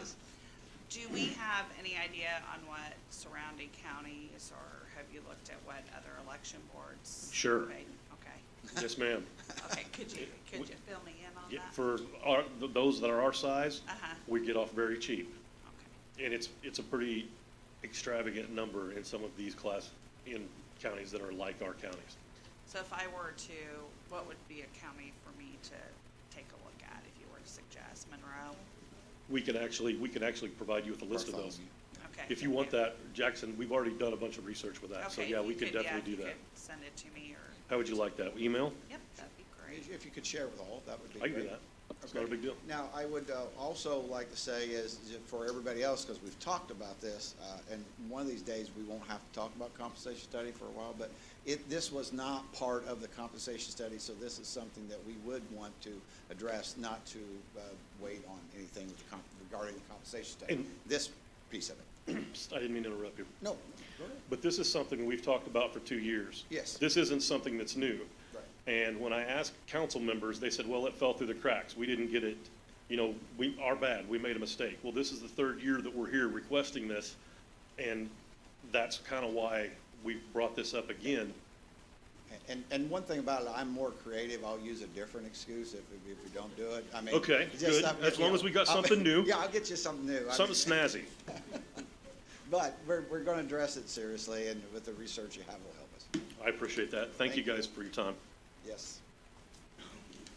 Okay, we're on the third page, folks. We're moving right along here. Number 21, salary ordinance 2023-05 ROC 2023-4 Juvenile Justice Center salary increase. And speaking for Norm, it's going to be RJ Solutions speaking for Executive Director, because they did such a great job. Are they here still? Oh, they left. You Give me didn't pay them Christmas. enough. You only paid them enough for one compliment. I'm gonna, yeah, I'm gonna hire them to come and be my mouthpiece. Okay, so this one is on our page 30 through 34, so the council can, yeah, so go ahead. So I sent you a letter, but I think it's pretty important that the public hear some of this, so Yeah. I'm gonna read through it. Mr. President, members of the council, thank you very much for allowing me to speak tonight. With me tonight, I have the Assistant Director of the Juvenile Justice Center, Cindy Hunter, the Captain in charge of detention, Tracy Kiefling, and several of my detention officers that wanted to show support in asking for parity with the correctional officers that work at the jail. Of the 3 locations that deal with corrections in Vigo County, we're the lowest paid. And we do, without question, the most difficult job, and that's taking care of kids. So there are 16 full-time employees, 1 senior supervisor that are currently employed at the detention center, with 8 detention officers, 4 corporals or shift supervisors, 4 sergeants, and 1 senior supervisor. Over the past 12 months, basically all of 2021, because I wrote this in December, of those 16 employees, we've lost 13 of them. Many have moved on to other career opportunities, some to college, but they left for 2 main reasons. That is, the pay is too low and the stress is too high. It's just that simple. There's not much to be done about the stress one feels with working with troubled youth that we house here, many of which are due to mental health reasons from a failed system. But we still have to care for them. We can, however, attempt to correct mistakes made in their pay in 2023. All of the council, commissioners, judges, even the sheriff have concerns with staffing, funding, supporting the jail, its employees, and attempting to mitigate the current lawsuits that we face concerning the jail. And by all means, that they should focus on that. But the Juvenile Justice Center was left behind when the topic of pay increases, retention stipends were even considered. The training that the juvenile detention officers must go through when they're hired is a minimum of 120 hours of training with their first year on the job. It's not a guideline, but last year the state of Indiana put it into law. It's now in the state legislature. In the Indiana Department of Correction Standards 8-3-57, and after that, an additional 40 hours minimum of on-the-job training. This is a must, it's not an option.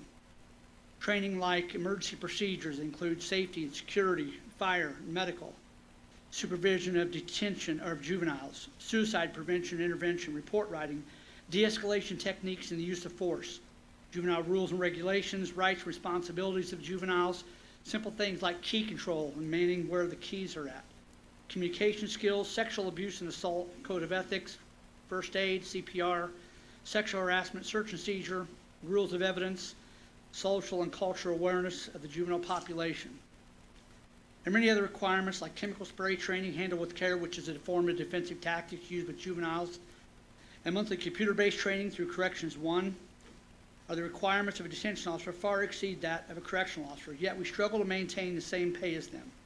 The duties are too numerous to name, but we must track the movement of every single juvenile every 15 minutes, 24 hours a day, 7 days a week, 365 days a year.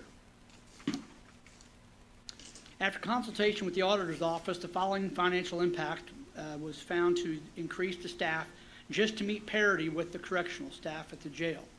We're not asking for increases other than just simply what's fair. As you can see from the diagram there, a detention officer makes $18.68 effective January 1st, while a jail correctional officer makes $20.80. It's more than $2 difference that we are behind, and that's simply why we just can't get people to apply, we can't get people to stay. While sitting in the back of the room, I resigned a resignation from one of my officers. through an email. It's constantly. And if the revolving door keeps revolving, then I have to keep paying for more training, more uniforms, and it sets us that far behind. So the following is a breakdown which was sent to me by the payroll clerk for the auditor's office. I think that's her title, probably not, but sorry, Julian. That breaks down what it would be for an increase of the 8 officers, debtor detention officers, the 4 corporals, the 4 sergeants, the senior supervisor. Also, there was retention bonuses given last year. Boy, I'd like to think that if we had that retention bonus, some of my people wouldn't have left, and we wouldn't have had to keep repaying people, retraining people. So, with that, I have also a stipend that I give to one person that's in charge of training. This is Lieutenant Jeff McCullough. Jeff, you want to raise your hand or something? So what Jeff does is he manages and monitors the training for all of the staff, all of those things I mentioned to you that we have to report to the Department of Corrections and to the Department of Education to get school lunch programming. He does that training for us, or he makes sure that it's done. The other thing that's really hit us that in the 3 years I've been there is that we're in desperate need of someone to be in charge of our logistics, the purchasing of supplies, from shampoo to body wash to underwear. We need someone to be able to be on top of that, monitor that. Well, we put a person in charge of that, a corporal named Shelley Boyd, but we're not giving her any additional revenue. So she's doing more than some of the other folks, but not getting paid for it. So I would like to increase Jeff's stipend from the $500 that the council put in a few years ago to $1,000, and then establish a $1,000 stipend for Corporal Boyd so she can be able to do that job. So really, what is the impact? The impact is $124,344 to the general fund. $102,000 out of a line item for salaries, $7,000 out of a line item for FICA, and $14,000 out of PERF, and then of course the $2,000 for the stipends. The council decided during the budget process that they were going to reduce my budget by $300,000 and take that from a different fund that we care for prisoners with, or detainees. So that was a non-reverting fund that was funding it. So the juvenile center helped the general fund to the tune of $300,000. We'd like to get some of that back so that we could pay our staff what is fair and equitable and give them parity with the correctional officers at the jail. I'll be happy to answer any questions you may have. But I'll wait and see if anybody else, anybody have questions for Mr. Latimer? So you mentioned that, I didn't, and I was trying to follow along and make notes. You mentioned, do you have an idea the increased cost of training due to the fact of the lack of retention? Do you have can you quantify a number for me on that if we were able to maintain, that we would be savings to the? So, I didn't do that type of research to give you a number, but I can tell you that, let's pretend employee A quits today. If they have any time on the books, I can't hire someone until their time is completely off, because we didn't budget for a little bit of a range to be able to give people that if they quit and they give a 2-week notice and they're using their vacation time, we still have to pay them for that. So I can't hire a new person until they're completely off the books. That new person can't work on the floor, meaning they can't work in detention around the children until they get a minimum of 40 hours of training. And then in that first year, I've got to get rid of them for a week to send them to DOC training called MAC training, and then additionally train them locally. So we're talking about time that they're not working.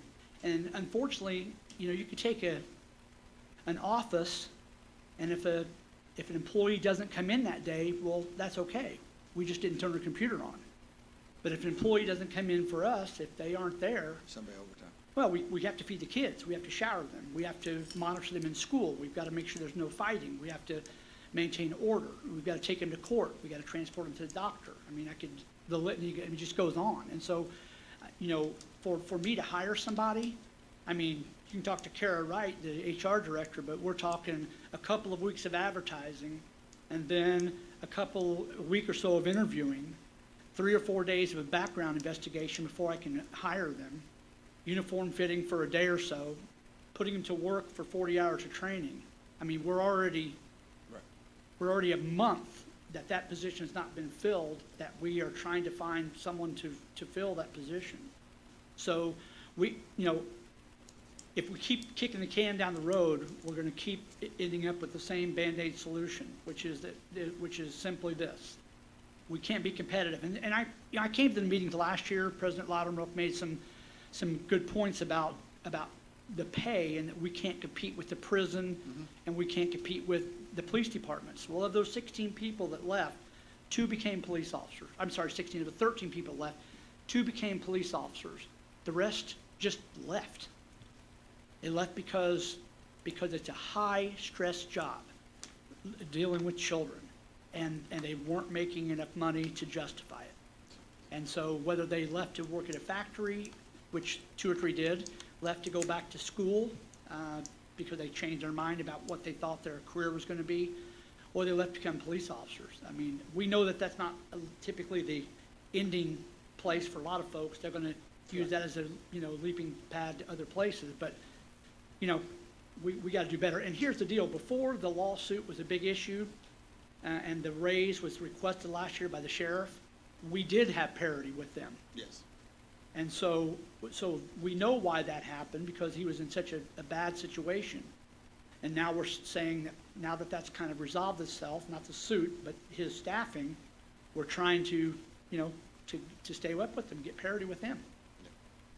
I understand. When I saw the number and there are 120 hours of training in a year, and then you had rotation, I was just going to apply the math of 13 times 120 Yeah, and come and up that, with that factor. That's probably a simple way to try to figure out what it costs us to train somebody. That's all I was trying to do. The problem is when they're training, I got to find someone to work the floor. Yeah. Yep. Anybody else have questions for Mr. Loudermilk? Okay. If you have any questions concerning this, free to reach out to me. We will see you, and that was for both, he talked about the salary orders 2023-06, ROC 2023-4, juvenile justice stipend and retention bonus. That was all in that, and that was on page 34. So we covered all those items. So, all right, thank you for your time. Thank you very much. So we are now to the salary ordinance 2023-07, ROC 2023-6, coroner, at a part-time chief deputy coroner position on page 35.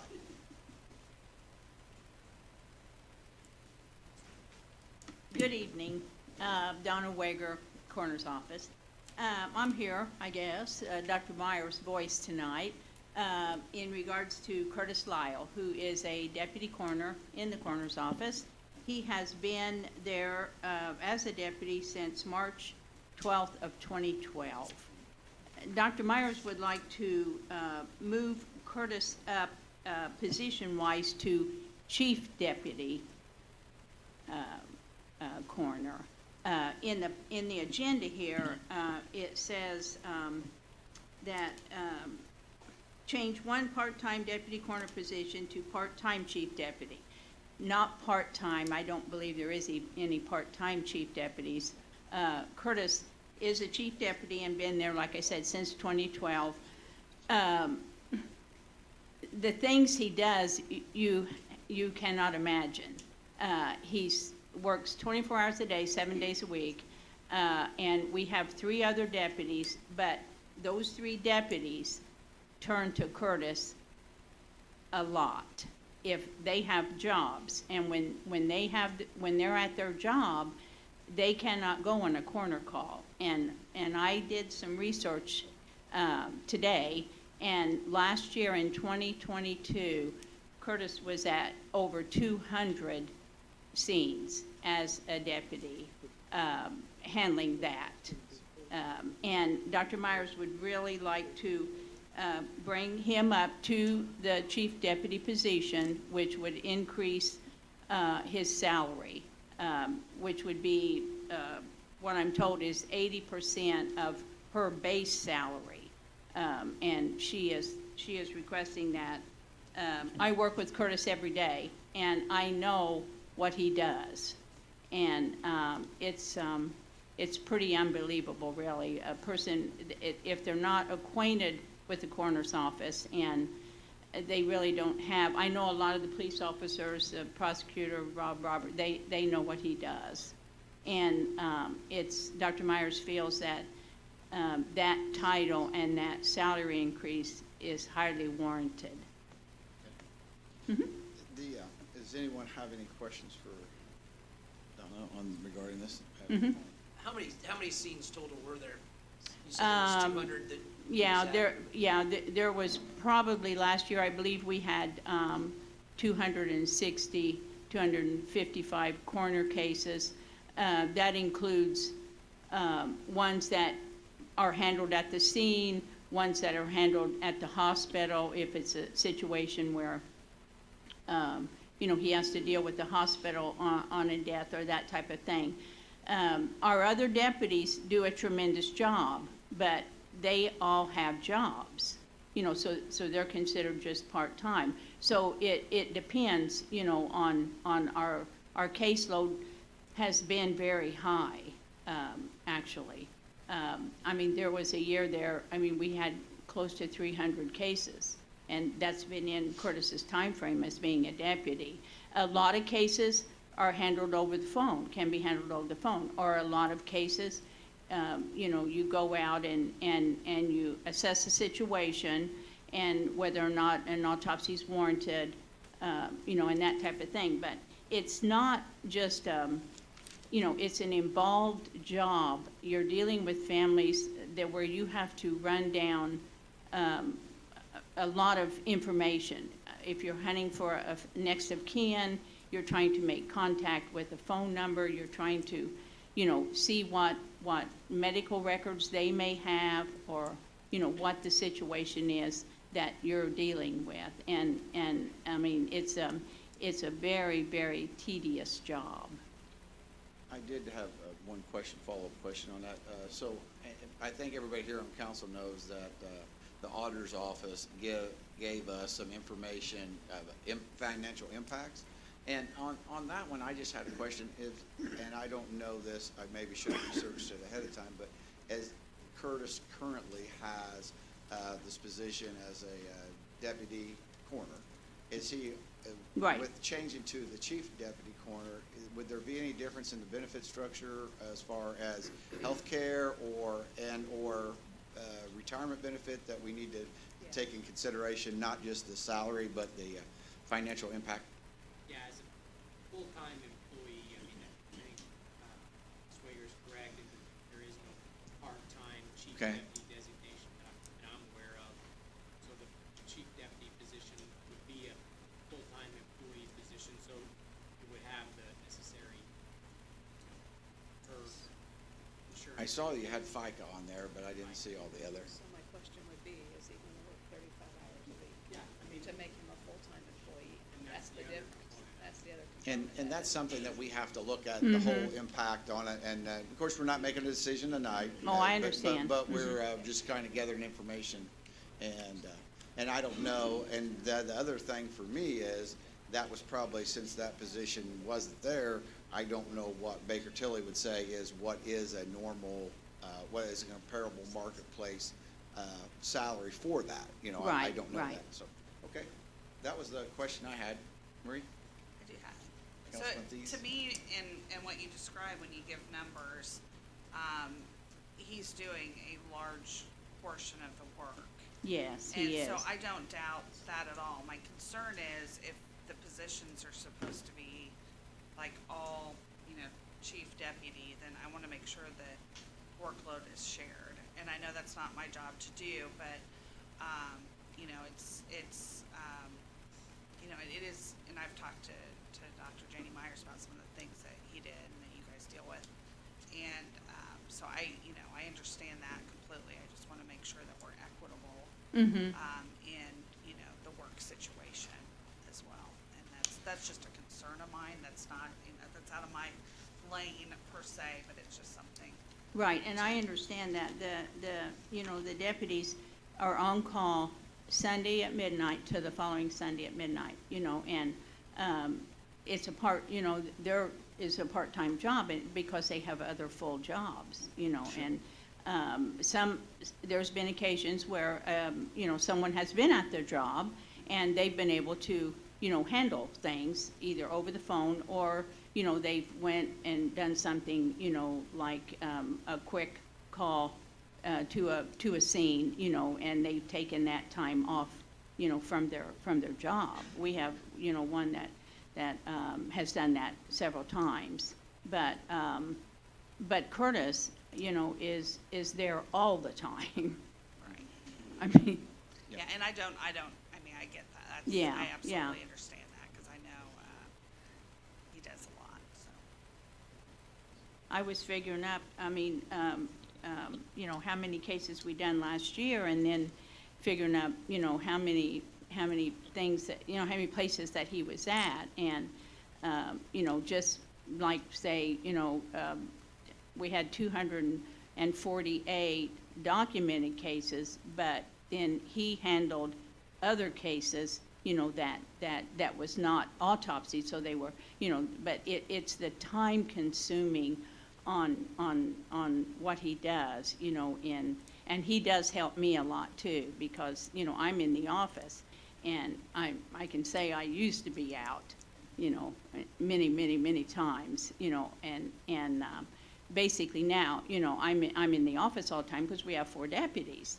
But I know what he does because I work with him every day, and it's just it's a tremendous stressful job, truly.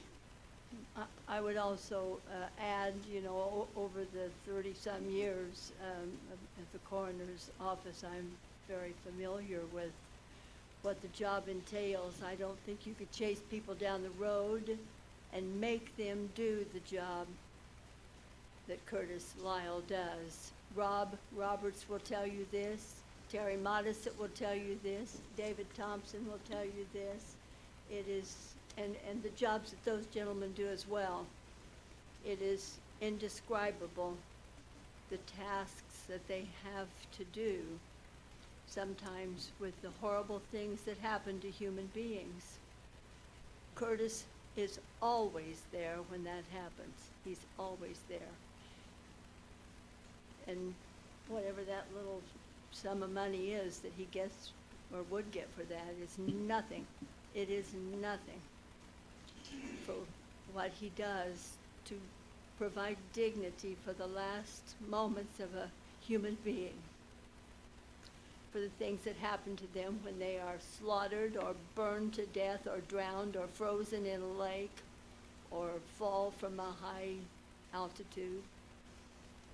And I know Terry and Rob and David will tell you, he treats them with the utmost respect. And I don't know what'll happen when Curtis is no longer doing that job.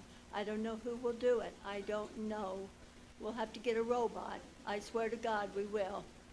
It's just unimaginable.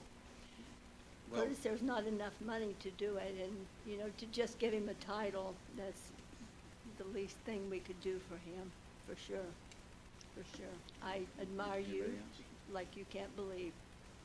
You must be made of stone is all I know. Anyone else have any comment or statement or question? I'll make a statement. I can reiterate what Vicki said. I can probably count on one hand the number of times that I've been out to Curtis hadn't shown up. And if I'm the only one there and he needs help, he's usually getting it from somebody else, because the stuff that he puts up with is incredible. So, Well, I don't think I want to meet Curtis in those situations, but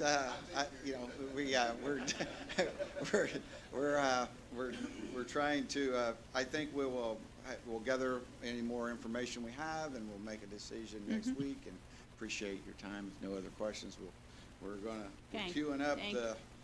We're on the home stretch here. Yeah, thank you. And for the first hour, we had listened to the commissioners, and the second hour, we're getting our work done. So as we go into the third hour, we're going to an ordinance that's going to be with the jail and sheriff. So it is, the next ones are starting on page 37, salary ordinance 2023-8, ROC 2023-09, jail increased staff. Now, if you can, as we go through these, if you want, we'll go into the next one, because you have, from what I understand, is we have 1, 2, 3, 4, 5, 6, the next 7 are yours. Okay. Did you skip the lit? I sure did. I'm That'll sorry. be I correction, marked it off rehab, there. equipment, It's still them though. Audiovisual? It's still Yeah. rehab. So I'm sorry, additional appropriation 2023-01, ROC 2023-9, lit correction rehab facilities, new equipment and locks and audio.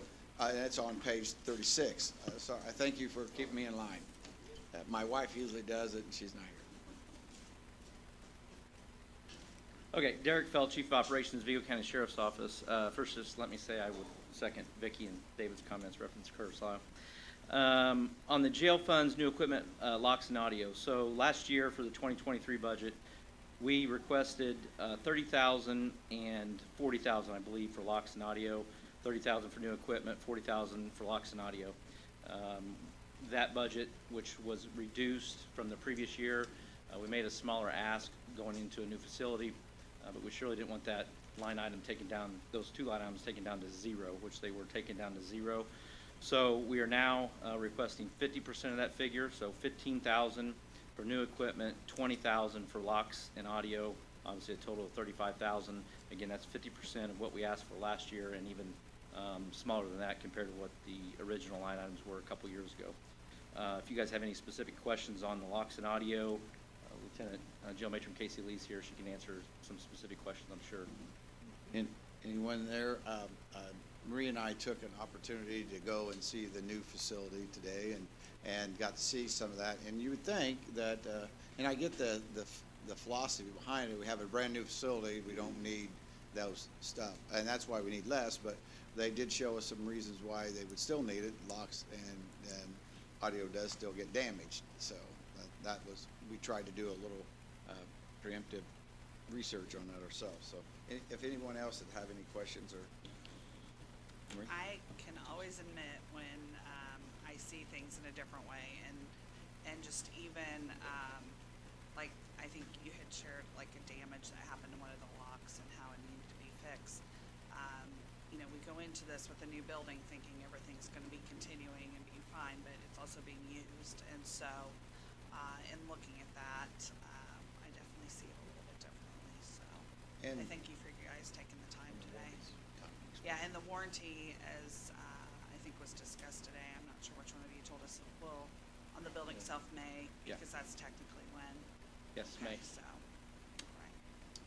So thank you for taking your time today, I really appreciate it. You're welcome. Okay, if there's not any question on that, what I previously said is salary ordinance 2023-08, ROC 2023-9, jail staff increase. You could address So that. for the jail staff increase, let me flip to my page here. We're asking for, it's technically 12 employees. However, just to kind of give you some numbers, so, and you should have this information here. The most recent jail study, which is that's what we're basing these staffing numbers, this request on, is the most recent jail study we have. Obviously, there was a jail study done a few years ago, moving us up to 68 staff. Now, the most recent jail study indicates we need 81.78 staff. Well, obviously, you can't have 0.78 of a person, so we're rounding up, which is where we get the 12. And just give you a little background, I suppose. Right now, we have 68 full-time staff. That study was based on 68.88. So if you're rounding up again, we would have been given 69, but we were given 68. So this new jail study says we need 10.9 jail personnel. We're counting the one person we were short, or the 0.88 person we were short from the first time. So that's where we get the 12, the additional one, taking up to 11.9, and again, we're rounding up to 12. Lieutenant Jail Matron Casey Lee and Captain Funk, they're part of that 82 number. However, they're paid for out of the sheriff's office budget, not the jail budget, so technically it's 80. I'm not trying to confuse you anymore. But so the request is for 12 additional staff. And if I could just say right now, as far as the total figures on this entire proposal, most of it is, except for the locks and audio and new equipment, we're asking to be put back in the budget, and a couple of other things we'll discuss here in a moment. I just want to note, and not that you guys don't realize this, but only about 72, 73, 74% of what we're asking for is probably going to be actual cost to the county. For example, our insurance and longevity. It takes 26 years for someone to reach their $5,000 max with longevity. Very rarely are you going to find a correctional officer or someone in building security that's worked here for 26 years. So you're never going to reach that $5,000 mark in full. Also, insurance is an example. Right now, I believe we have one full-time correctional officer staff that takes advantage of the family insurance plan, which is, I believe, $29,000. I think we only have like 37 employees from the correctional staff currently that takes any type of insurance. So again, you know, that those total estimated costs are not going to be actual realized costs to the county. So of our complete ask, like I said, it's going to be probably more in the ballpark of about 70% of that total figure.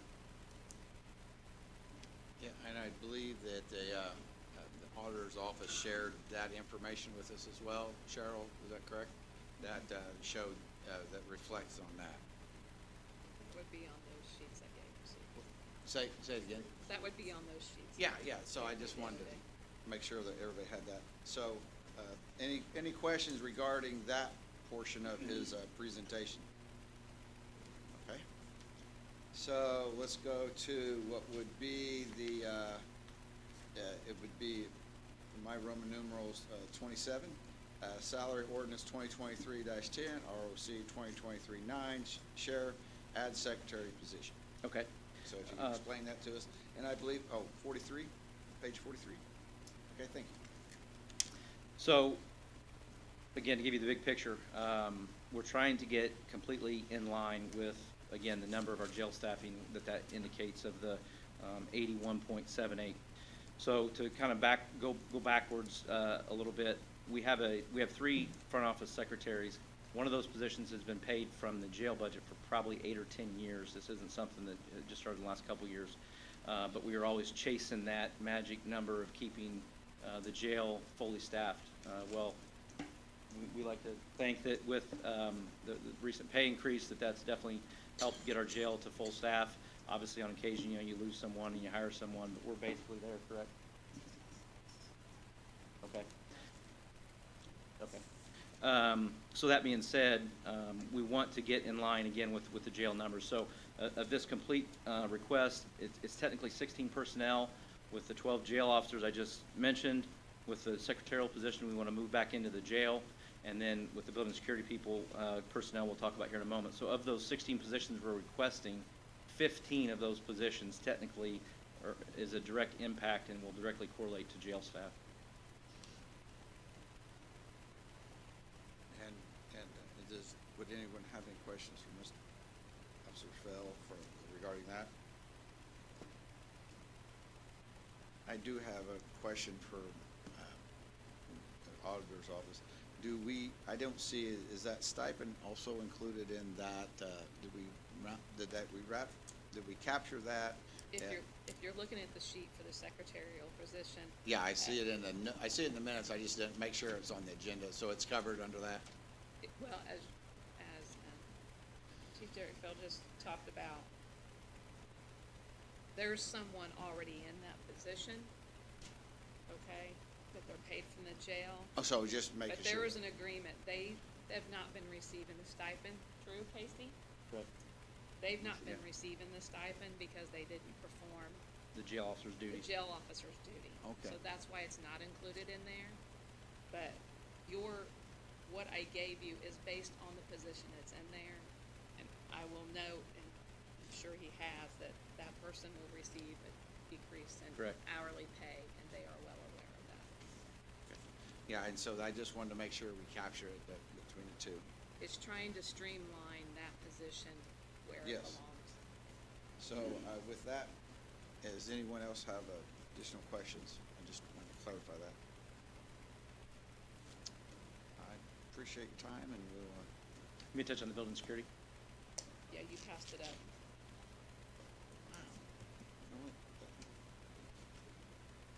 That's on 43, but I was trying to see where's that reflected in which ordinance number. I want to make sure I read it right.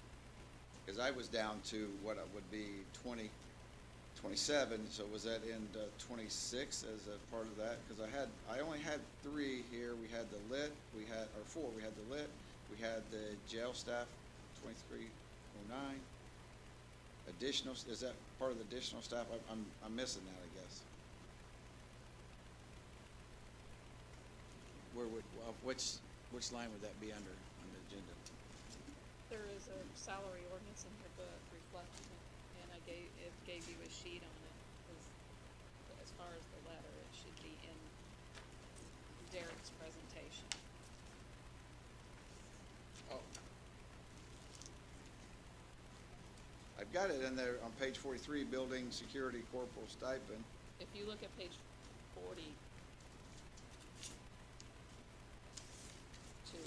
start on page 42. Yeah, on of the 42 stuff. then? Yes. Okay. I just didn't see where that correlated with the, on the agenda. That's my confusion, and I apologize. I'm not following the agenda. It should be 2023-9. Okay, so that's the one that just says under additional staff. Okay, I'm sorry. Yeah, so please, I read that one, but I didn't know which old one. So Okay. if you would comment on page 42. Okay. So we have obviously our county building security program. We're currently asking for 3 additional personnel. We've been asking for, I'd have to go back and look, but I know we've been asking for additional personnel around 3 or so for the last 3 or 4 years. I stood before the council, it's probably been about 4 years ago now, when, for example, the community corrections building, the council approved to put an x-ray machine at that new entry point. And I explained then that that's great to have the x-ray machine, but we need personnel to man it. So that's one example of where we need another body. We're no longer, obviously, as everyone knows, we're no longer next door at the courthouse, the sheriff's office that is. So when situations arise, our detectives, our jail staff can't run across the sidewalk to go to the courthouse to respond. I think everyone here is probably aware that the annex employees that come in and out of work in this building every day, they want security here, which we try to provide. Obviously, the sheriff is only responsible for providing security to the courts. This building doesn't have a court, so oftentimes we're pulling an individual security staff member out of this building to go cover other buildings. Our patrol division is being pulled off the streets to go cover courts. At times, even our jail staff has covered certain areas. Our sex and violent offender registry officer, our eviction officer covers the buildings. Our detectives cover the county building security. So we're doing our best to, with the resources we have, to manage and place people in the appropriate places. But the fact of the matter is we're simply short personnel, and we've been saying this for 3 or 4 years now. So we're just respectfully asking for those 3 added personnel, and we truly believe that with that, we'll be fully staffed where we need to be to provide adequate coverage. One of the things just to think about is where we're at now, even if we're given 1 or 2, well, somebody takes a vacation day, somebody takes a sick day, somebody takes a personal day, you got COVID, whatever it might be, those, again, require us to pull patrol deputies off the street or detectives out of our investigations division. So they're taken away from doing their primary duties to cover the buildings and work security. Yeah. Chief Bell, I have a question on this. So if you get these additional folks, will you be able to provide your people to man that door here? Yes, correct. So we wouldn't have to hire a private security bunch of guys to come in here and pay them our money to stand there. We can hire your people. We can have your people here. Obviously, that's your choice, but yes, That's if my we're, choice. yes, I we mean, would. how do you feel about that? Yeah, I mean, again, by state statute, the sheriff has to provide security to the courts, so not this understand. building. But we do believe that, that we should provide security to this building, and that's why we do it. And again, that's why we're asking for this additional personnel, so yes, we would be able to provide someone here if these 3 people were granted or approved for us. And so if your guys are at the door, they have a weapon if some moron comes in here shooting up the joint, is that correct? Yes, we train them, they're able to carry a firearm, all the equipment we carry. And if a private firm is out there, they don't have weapons, is that Yeah, correct? it would depend on what firm you hired and what their training and, all that stuff. There's a lot that goes into play, but, Well, am I seeing this picture correctly? So if we're paying money for somebody to stand at the door, wouldn't it be more reasonable for us to pay? What are you doing? Pay for airplanes? This is a serious question. I know, I was just trying to. Okay, more reasonable to pay your people than to pay a private firm to come in here and protect us. I mean, I care about all these employees, but we're sitting up here on the highest point in the room.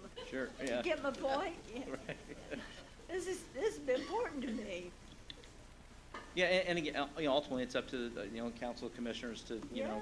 make that decision on who they want sitting or patrolling the halls, that's your choice, Well, I that's your don't right. care who they want shooting at us, I care who we want. Well, I care about Mark, I really do. Yes. He's still on honeymoon. Absolutely, absolutely. But we actually talked about this last week. Come to the mic, you gotta go to the mic. Go to the mic. You're brand new, you gotta go to the mic. I do Mark- care State about your name, Mark. your I don't know if you know me, Mark Lincolnbeard, I'm the new guy on the block, new commissioner. He's still under honeymoon.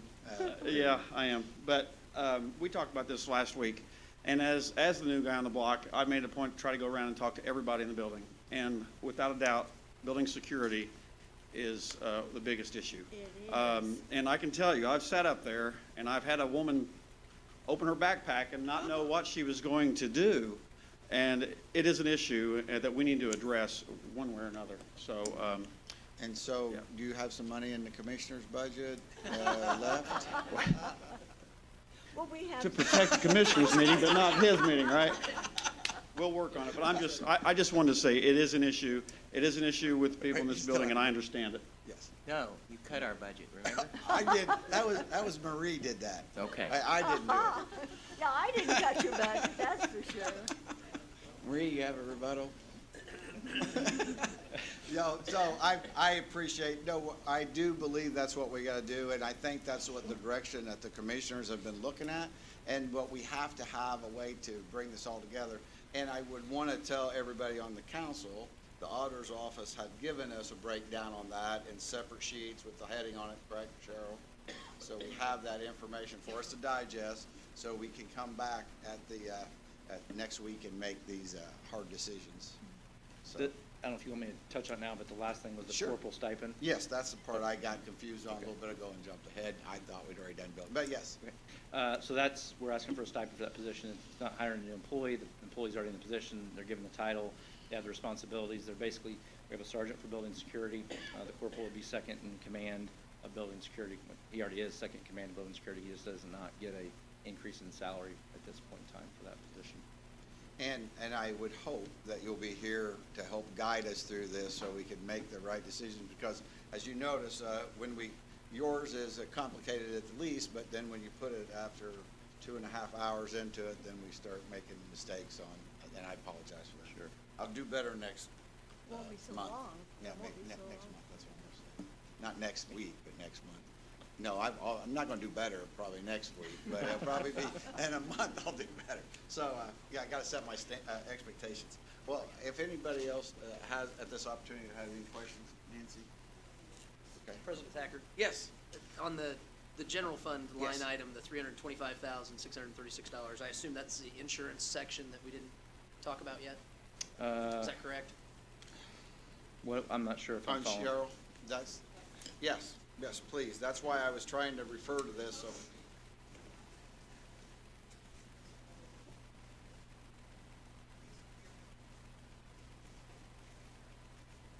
Changing from the jail to this one here. But the breakdowns I gave you, because I tried to give you the full-fledged thing, they would have to be here 26 years to get $5,000 longevity. And then- So when you look at that, you can kind of say, all right, that's not gonna cost that much, but because everyone wants to see the full effect, we use family plan insurance and we use the longevity, so you kind of have to look at it and think about in your mind as that, but that would be the total if everything was included. Okay, that's That's in reference to something separate. merit deputy. Yeah, yes, yeah, right. That'll probably be the budget. Yeah, correct. Is everybody good at this point? Okay. Thank you very much for your time. Hey, well, thank you for your time. Okay, now we're going back, I gotta get back to my right. Yep. I moved my page here. All right. 1, 2, 3. I believe we are on number 28, salary ordinance 2023-11, ROC 2023-10, prosecutor. Amend deputy prosecutor base salary. And I believe that starts on our page 44. of our document. Oh, and watch yourself, don't trip up there. We don't need a recordable.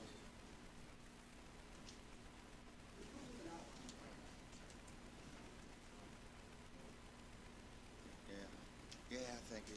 Vicky did that.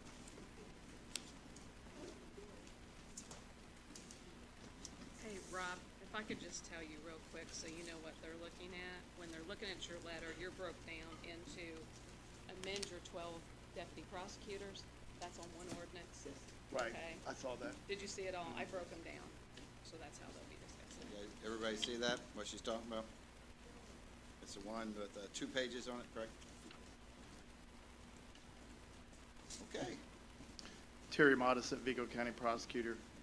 Try to provide you as much detail in writing as possible so that we can make this fairly brief after 2.5 hours. But so there's the first part of this is we're asking for raises for our deputy prosecutors. And just to let everybody know, we presently have 12 full-time deputy prosecutors and 7 part-time deputy prosecutors. If you count Rob, who's paid by the state, we would have 13 full-time deputies. Essentially, the problem is this, that we've had one position open for 14 months before we could get it filled, and we currently have a position that's still unfilled that's been open for 15 months. When we are able to fill the positions, we get people that lack experience, and once we train them, then they leave. We lost this last year our major crimes trial deputy, who obviously went to a private firm, could make a lot more money very quickly than what she was making at our office. But just to give you an idea a little bit, we have a chart in there of some of the positions that have been advertised all over the state right now. And I'm just going to talk about the ones that are fairly close to us. Greene County, starting pay $75,000 to $85,000. Knox County, $77,000 starting pay. And by the way, we interviewed a gentleman who was an elected prosecutor from up by Fort Wayne, who I believe liked us, came here and interviewed, talked to him multiple times, and when he found out the pay, he went to Knox County for $77,000, and they are trying to get, they in fact promised him that would be his starting, but they were going to try to get him up over 100 if he would come there, and so we lost him. He had tried some murder cases, had a lot of experience, been elected to 2 terms. So that's what we're running up against. Monroe County, starting pay $68,651 to $86,942. Apply. Tippecanoe County, which is a mid-level deputy position in my opinion, not a specialty, $74,193 to $86,997.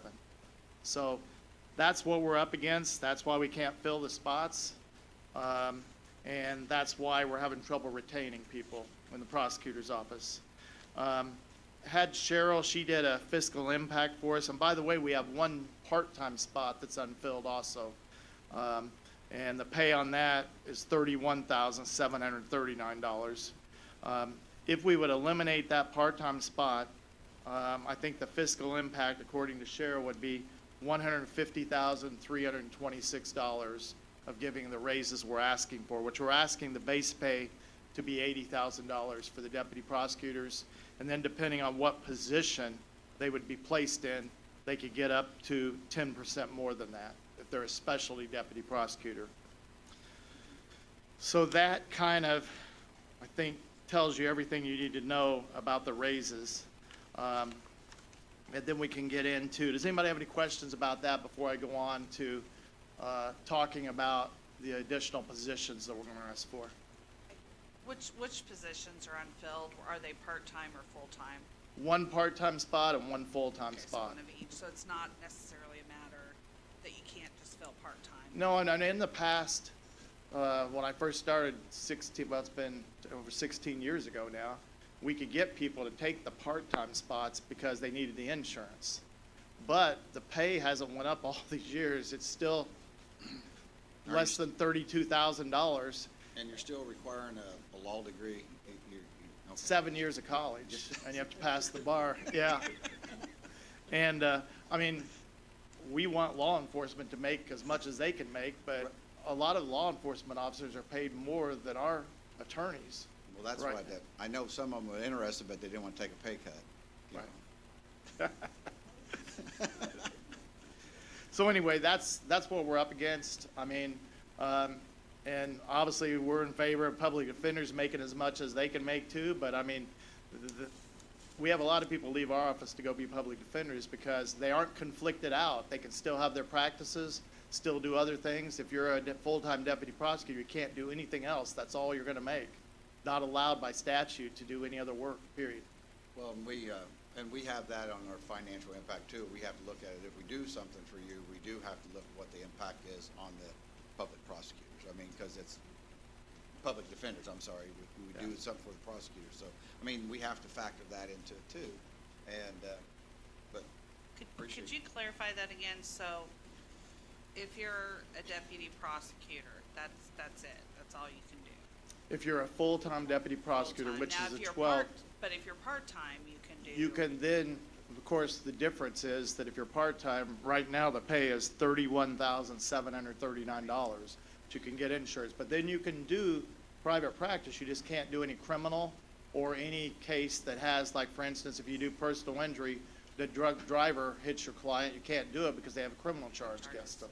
So it eliminates a lot of things that, you know, a private attorney could do that's even part-time. Okay, and do most, and this is just me kind of being, still kind of trying to figure out like the part-time and all that. So are most counties very similar in that with their part-time or part-time deputy prosecutors that they get insurance? I mean, is that a pretty common Yes. thing? Yeah, and like the counties, like for instance Sullivan, which is a much smaller county, because they have a prison, they're a state prison, their part-time people get paid as much as our full-time people here.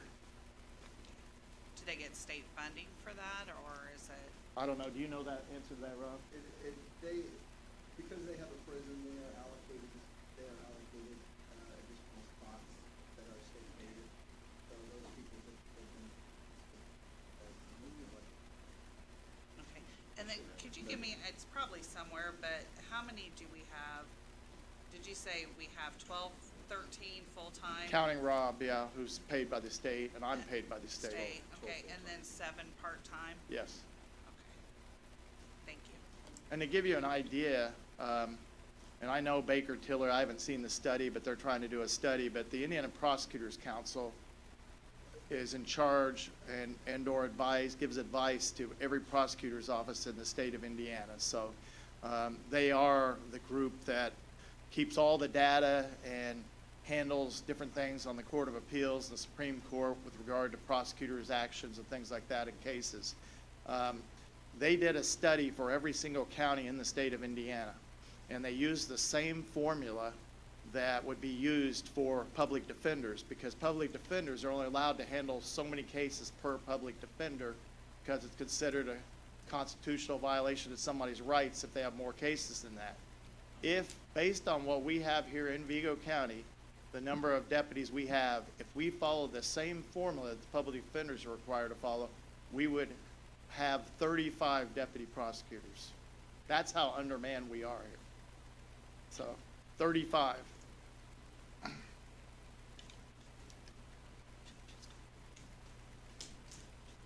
Okay.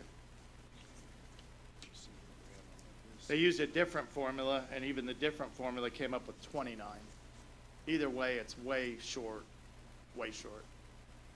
So kind of what we're dealing with over there is that overworked, underpaid as far as our deputies, and they can just make a lot more money if they don't work there. Well, luckily, we got a few of us diehards that continue to stay because that's what we enjoy, that's what we like to do, to try to protect the people and bring justice. So, does anybody else have any questions? Well, that would take care of the one, that the base salary, and then if anybody doesn't have any question, but then we also need the, adding the deputy prosecutor percent. So you did mention that was a 10%, right? Yes. And that was on, I believe, page 45. Yeah, the base pay would be 80,000 Yeah. plus up to 10% depending on which position they got put in. Now we're kind of, if you guys will remember, we have kind of a criteria now based upon experience that someone can make more. The base pay right now is 67,000, and they can make more if they've been in there so many years, or they've tried so many jury trials or different things like that based upon experience. We're trying to go to a more, I guess, objective approach, that if you're in this position, we know that's a specialty position, so you'll get paid the 80,000 plus up to 10%, depending on which specialty position you're in the office. And that would be our salary ordinance 2023-12, ROC 2023-10, prosecutor, add deputy prosecutor percentage increases. So that was on that one. I'm just trying to keep you straight so I don't do what I did last time and make sure. And the fiscal impact of that would be $150,326 a year if, in fact, we eliminated the one part-time spot that has not been filled.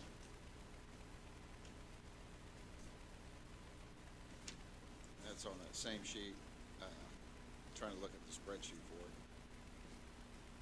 So we got the prosecutor's new positions, and then stapled to the back of that is the same. That doesn't have the impact of the percentage. Yeah, if you look at that, they requested Oh. 2 special prosecutors. Okay. 1 low-level prosecutor. Oh, and one then special at the 2 top. back page is 2 legal secretaries. Okay. Yeah, do you want me to address that now? Yeah, or- well, that's where I want to, yes, let me read the ordinance on that. So that would be the salary, no, that was the, I first need to read it, that the salary ordinance of 2023-13, ROC 2023-10, prosecutor, add the deputy prosecutor position. You have 3 here. Then we have salary ordinance 2023-14, ROC 2023-10, prosecutor adding 2 legal secretary positions. So, yes, if you would, discuss that. So basically what we're asking for is a violent crimes deputy prosecutor, a major crimes trial deputy, and a juvenile crimes deputy. With regard to the violent crimes, I met with the police department, THPD. I don't know if you were there or not, David, for that meeting, but one of the things that we discussed was that different officers told me that they thought that it would make their jobs way more efficient if they had one person in our office to answer to on violent crimes.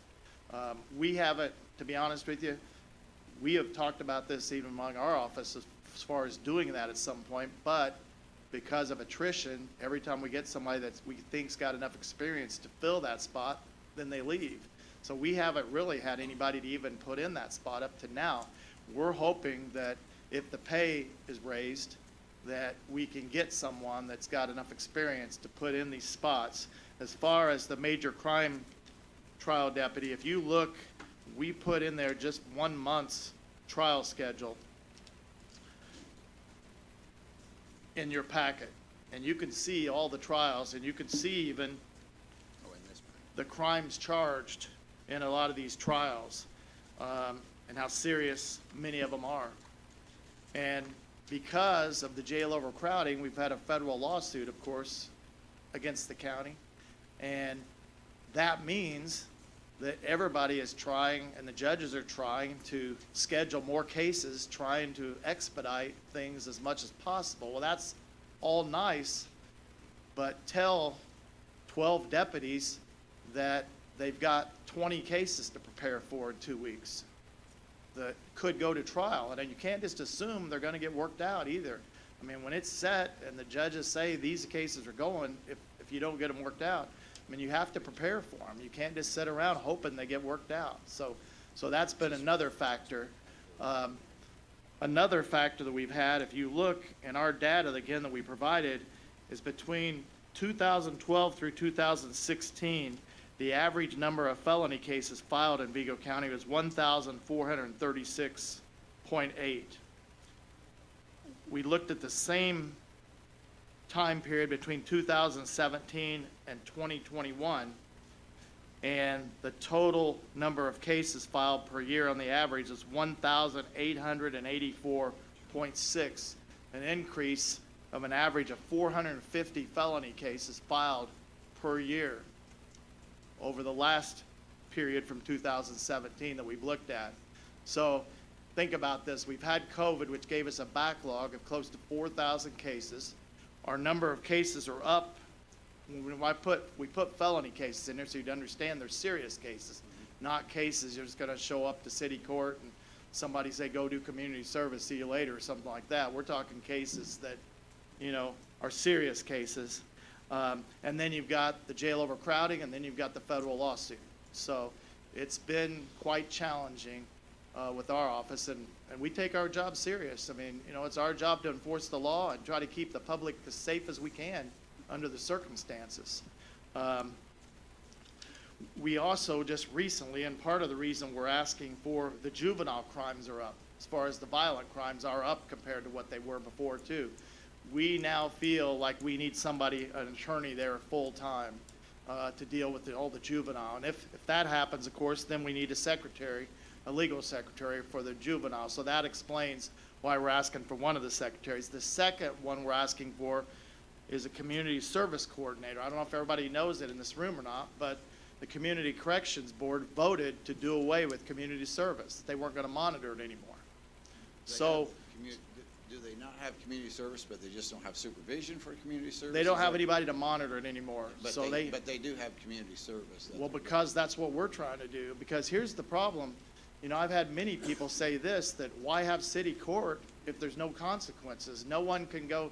In the olden days, a lot of times the attorneys would say, look, you know, hey, you can do a weekend in jail, or you can go do 50 hours of community service, you know, for the food pantry or this or that, you know.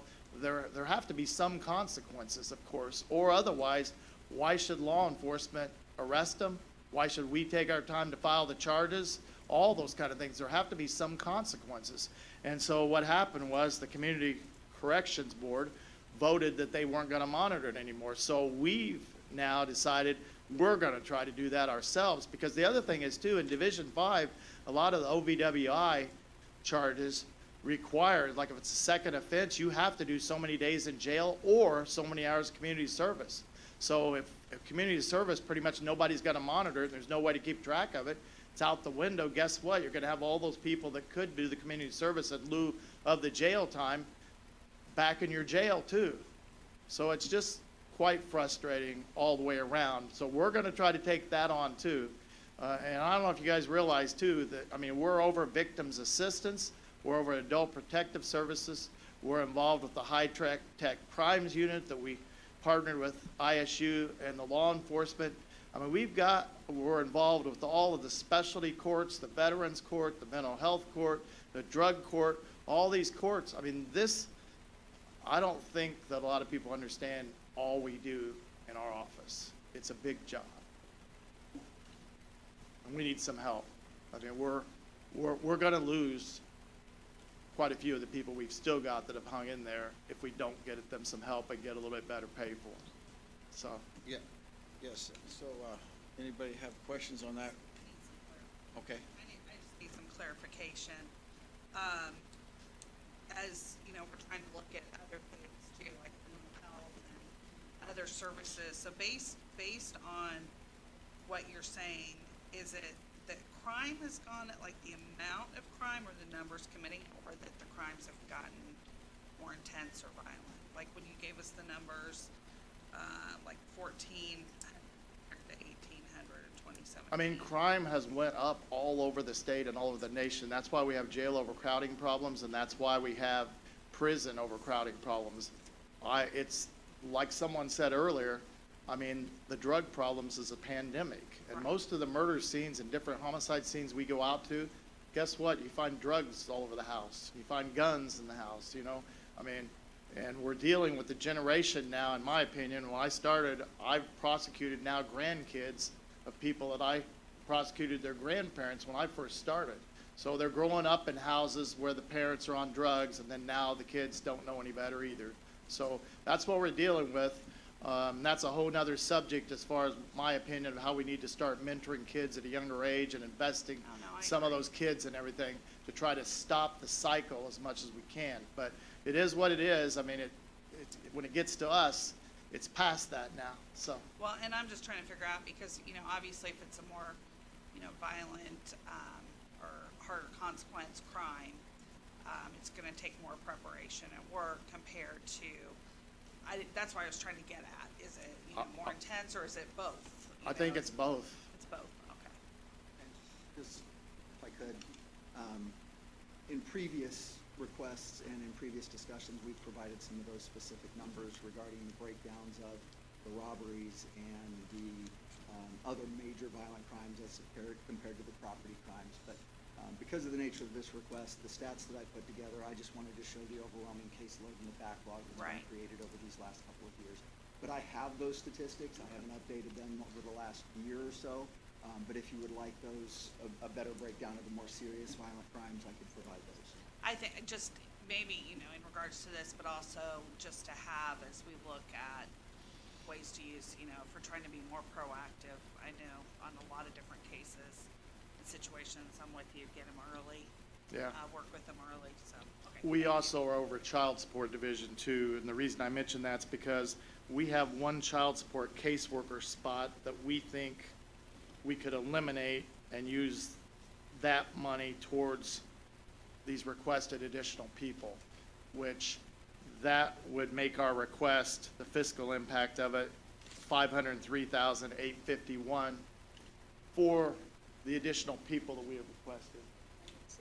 And again, And then to summarize what you asked for is, the base salary to go from 67,000 to 80,000. Correct. Then for the, percentage increases for special deputy prosecutor percentages, and I wasn't sure which y'all got them, I'll have to look through that, but you got for, some of the three that you're asking for on the deputy prosecutor position 3, some of those would be the percentage ones that would Yes. get that.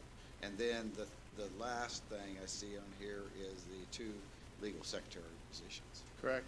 I'm And just trying to we also asked for, on the part-timers, we just asked for a flat $5,000 a year for the part-timers. They were making 31,000 something.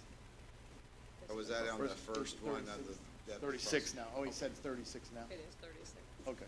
So we want it still to bump that. And then. Yes. And to clarify, you'll see one on that page is your city court one that's split between 2, but the pay on that one is a little more. Okay. So that's why you'll see on the part-time ones back there. So I wanted to make sure you understood we were asking for 5,000 for the part-time Yes, spots. I'm glad you said that, because That's I didn't included in capture the that. bottom. Now, the fiscal impact of the 503,851 on the new people, that also takes into account the longevity, which we know probably won't happen, and also takes into account the family health insurance. So we figure that figure will probably be somewhat, a little bit less than what the figure I cited. Yes. So, with that being the summary for, Mr. Miles said, does anybody have any questions? I'm sure we're gonna have to, look at all of it next week and when we actually come to vote, and we've got a lot of material here to study. I'm just hoping nobody else is out there waiting to talk, but we have one more on that. If anybody has any questions.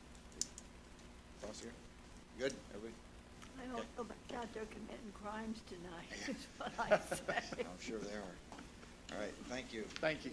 So if I have this correct, we are then to page 49 on our packet, salary ordinance, item 32, 2023-1, ROC 2023-11, juvenile court staff increase. Don't trip there. Yeah. I think, is this the same one? Oh, this is the addition.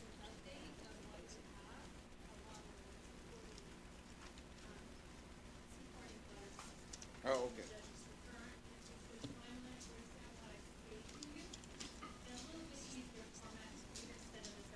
That was submitted prior to.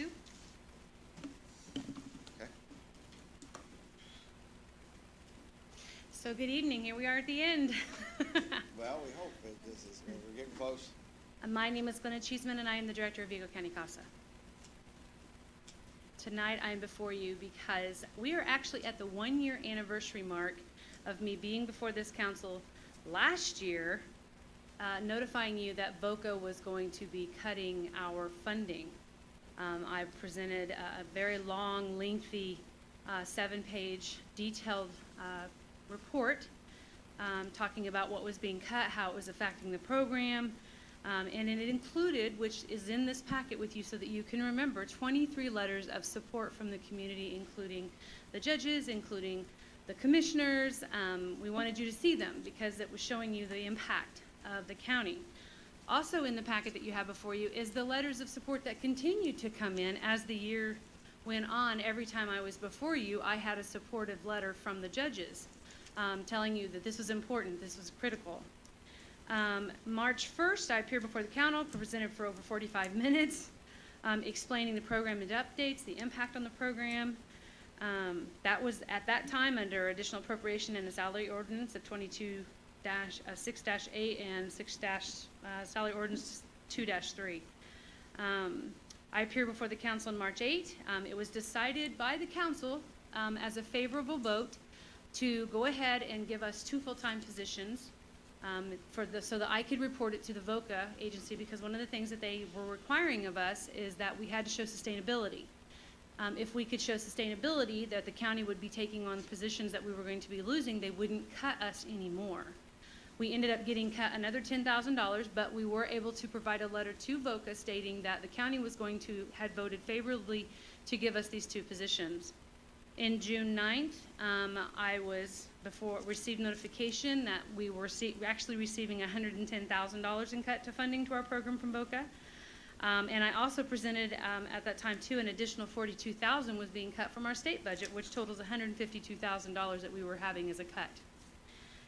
It was discussed with me again to appear before the budget committees to remind them this, to talk about our budget, which again was done.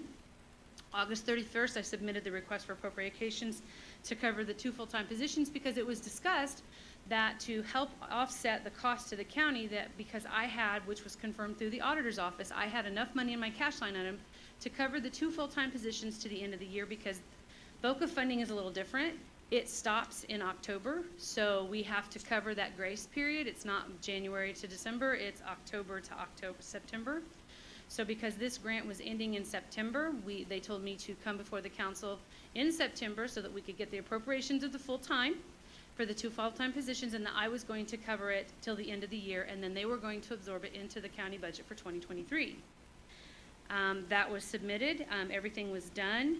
On September 12th, which is the day before the vote on the new positions, which was September 13th, I had a medical emergency and was not able to attend, but was assured by the council's administrative assistant that everything was okay. It was just a formality. On September 13th, the council voted down my 2 full-time positions. And that had been part of my requirement, my grant requirement for sustainability. Then I came back and asked what I needed to do.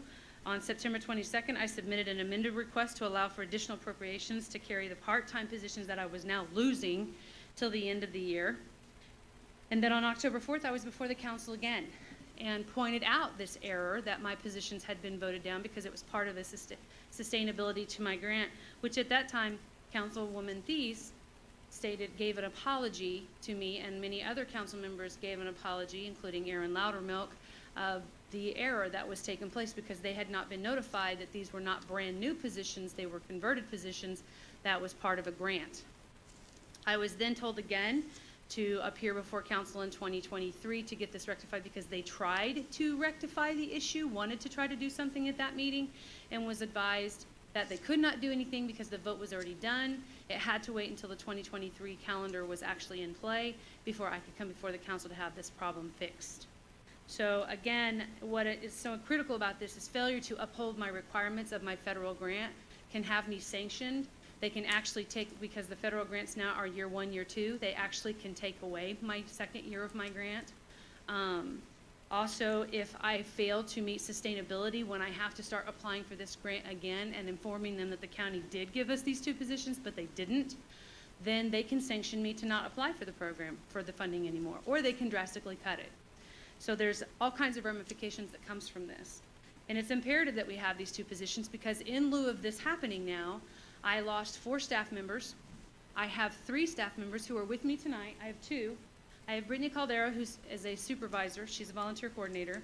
But the 2 people sitting next to her is Jessica Knowles and Tiffany Clark. They are part-time employees that make $15 an hour, and they are doing 2 job descriptions in 29 hours. They carry a full caseload, they take care of the FRC court, which is a requirement that we are to be a part of. I actually have 3 people who are doing dual duties.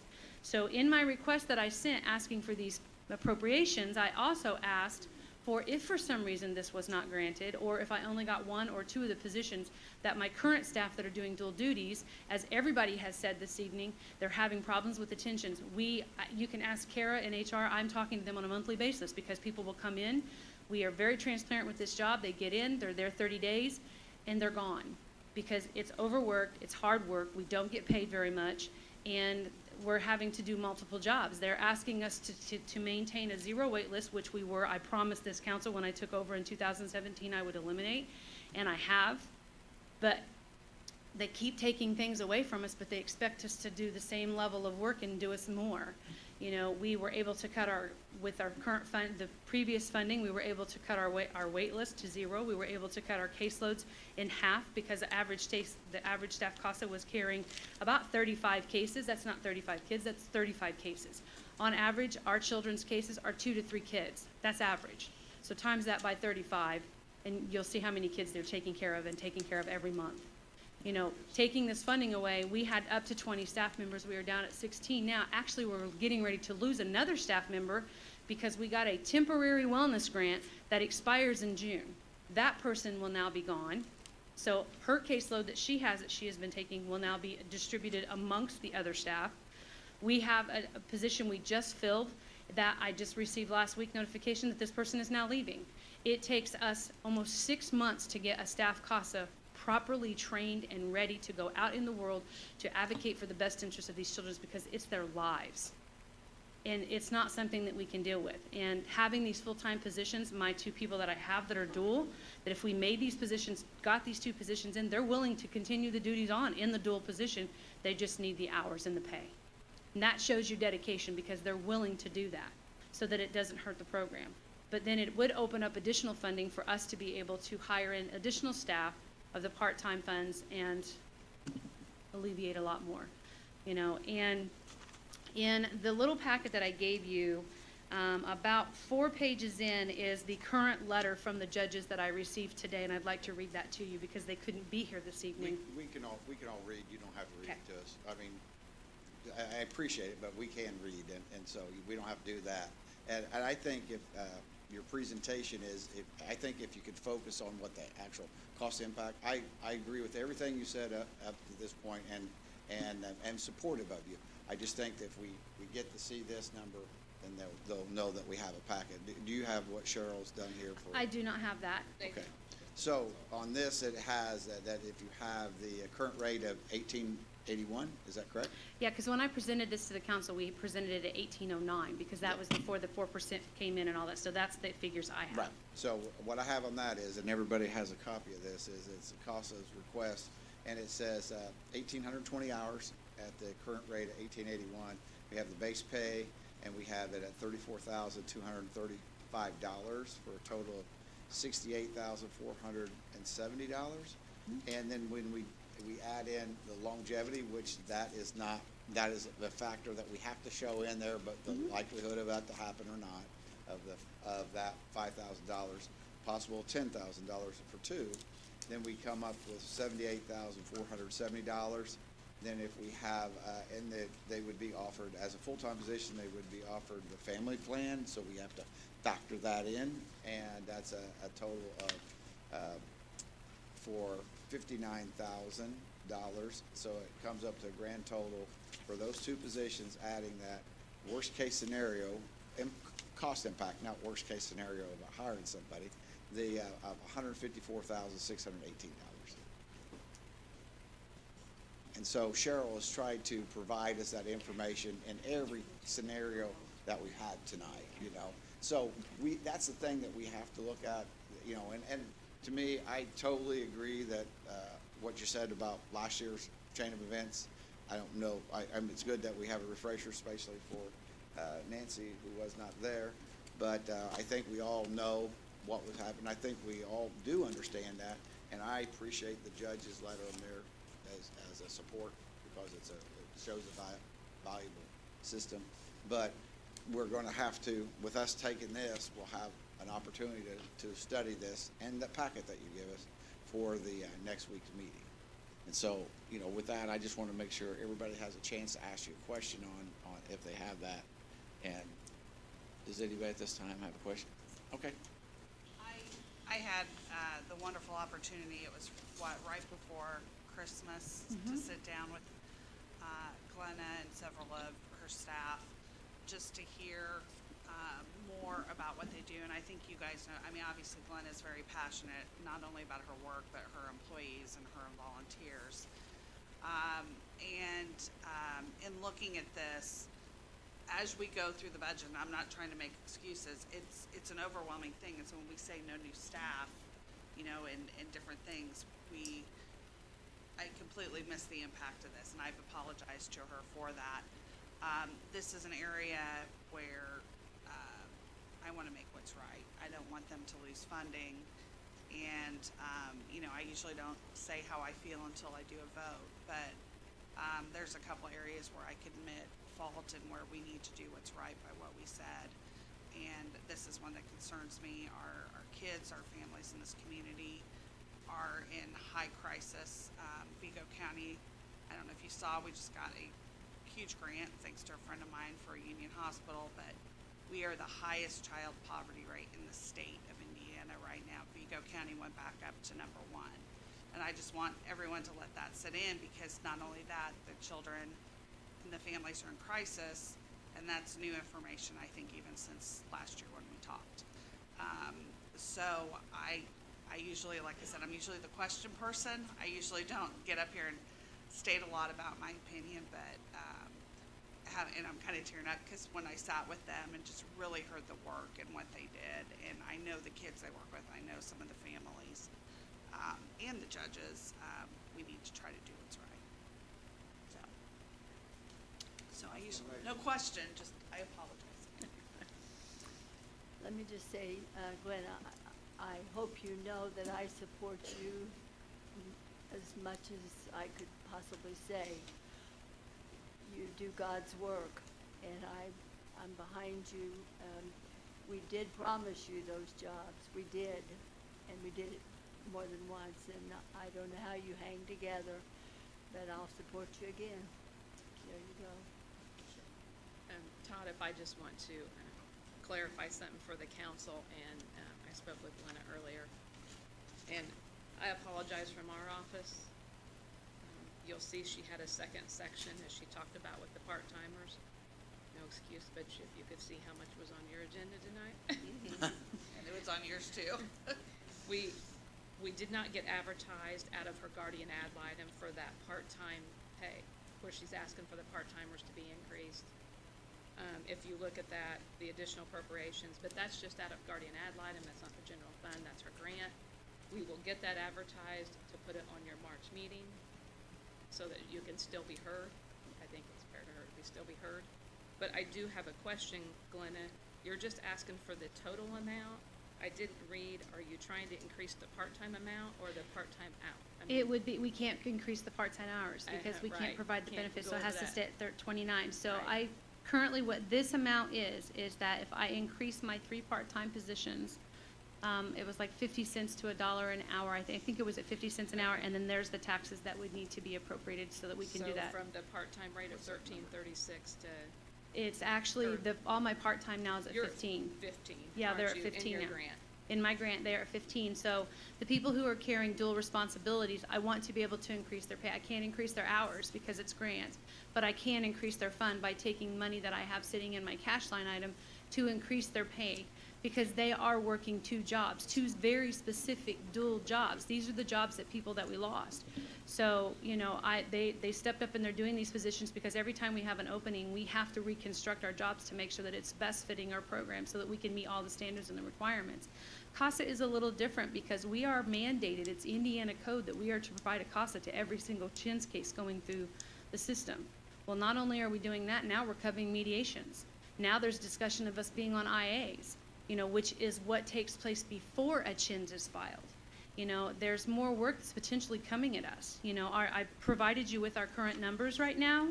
I think it's after the judge's letters. In 2022, we served 1,182 petitions. They contracted 12,238 hours. That's contact hours that our staff and volunteers did last year. But this year in 2023, we're already at 529 cases. What was that impact on that you have to advertise, Cheryl? It'll basically be the totals that she's got here. Okay. On her report, It's in her letter on page 50. Yeah, that money's and- coming and- from my line item. It doesn't come from the county. That's Oh, and coming this, straight on from, this one here, okay. that's coming straight from her Okay. grant that she received Yeah, it's regarding ad line. the cash rollover. And I will say, most grants, they have to contact them to make any changes, and they will.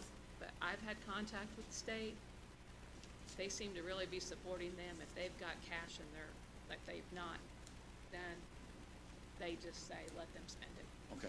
Well, and I love the fact that you said it, that they mandate that from the state, but they don't give us any funding for it. Yeah, that's really nice. And the funding is being cut. The last letter in this packet is, what she's talking about is the letter from the state that they provided to the council last year, of talking about how I'm fiscally sound in my money, and, and that they support the way I use my money, because I don't ask for extra. I don't do that. I do with what we need. And we need these two positions. And we need to, if I get these two positions, then the person that's still doing a dual, I need to increase their pay, because they're still doing a dual role. If I don't get them, then I still need to increase the pay of my 3 people that are working their butts off. Okay. Thank you. All right? Thank you. Welcome, Nancy. Yes. I don't for her, I just want to make a statement. Yes. I do a statement. So I guess, as a member of the Budget Committee last year, apparently the numbers have changed since the last time I viewed them. What was the projected revenue for the 2023 budget? I do have that.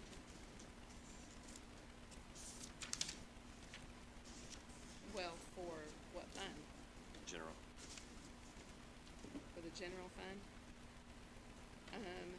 Well, you have a property tax levy of 32,310,729. 31079. That's your levy. Miscellaneous revenue was 16,457,333.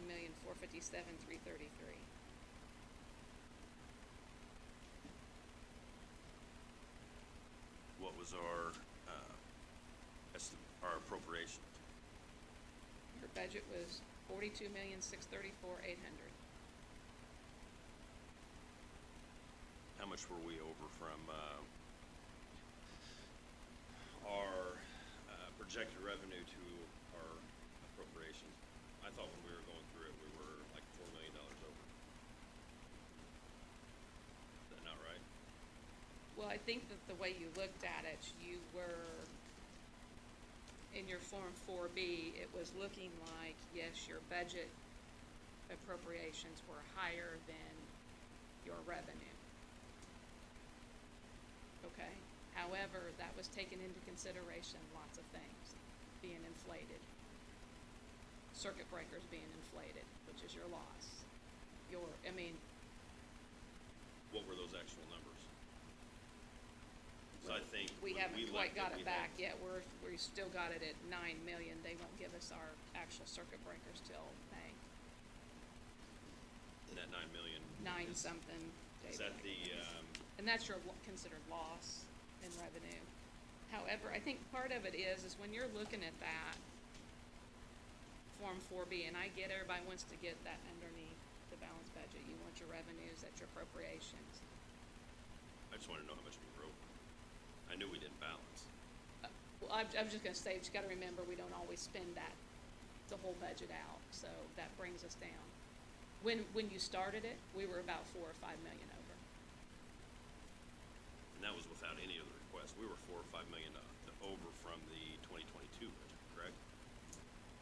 Was revenue, do what? I'd have to look at it again, David. I had so many numbers going through my head. Do you know what the ending operating balance was in December last year? December 2022, you got 25 million. What are the encumbrances? 799,000. Yeah, I got it for you right here.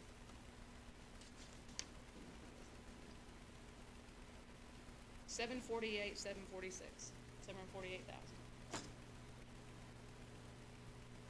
Where'd this, I requested it. I'll send it out. I'll send a copy of that request to everybody. when will we have all the numbers back so we know what our actual budget, or what our appropriations, what our revenue for 2023 is, and what our appropriations are? When do you expect to have? Oh, 2023, your approved budget was 42,634,800. Everything you just asked me was for 23.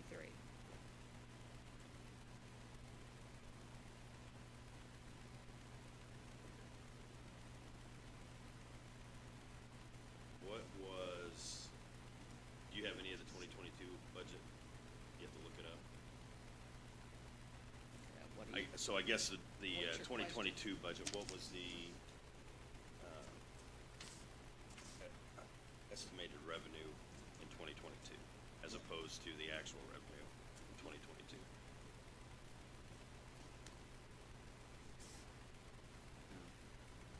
I can't get in here. This is, went to the council.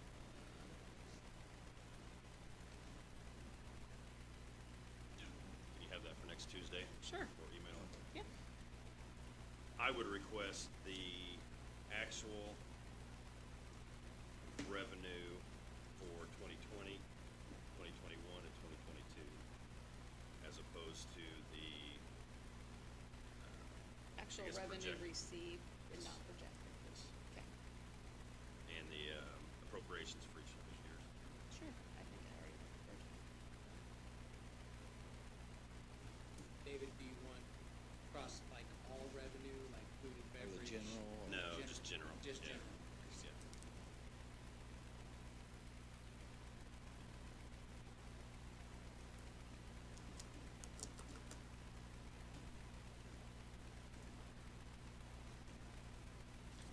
Let's see.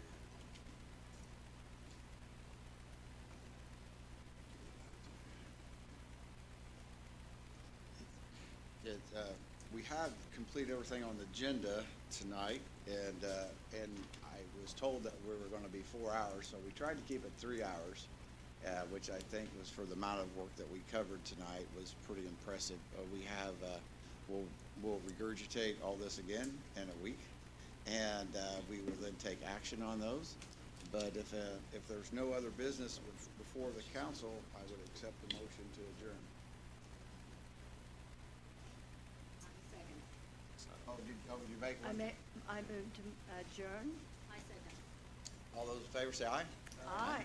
Opposed? We're stand adjourned at 3 hours and 10 minutes. Thanks, everybody, thank the audience for sticking around. What's that? Yes. Just as promised. Do what? Sorry it took so long, there's a lot of information. Yeah, like I got nothing to do. Thank you, Brad.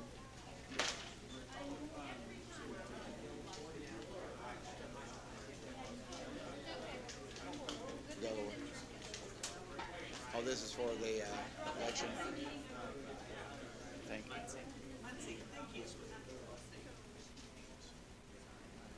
Long one. Yeah. Yeah. I'm ready for No, getting that ice cream. nothing like baptism by fire.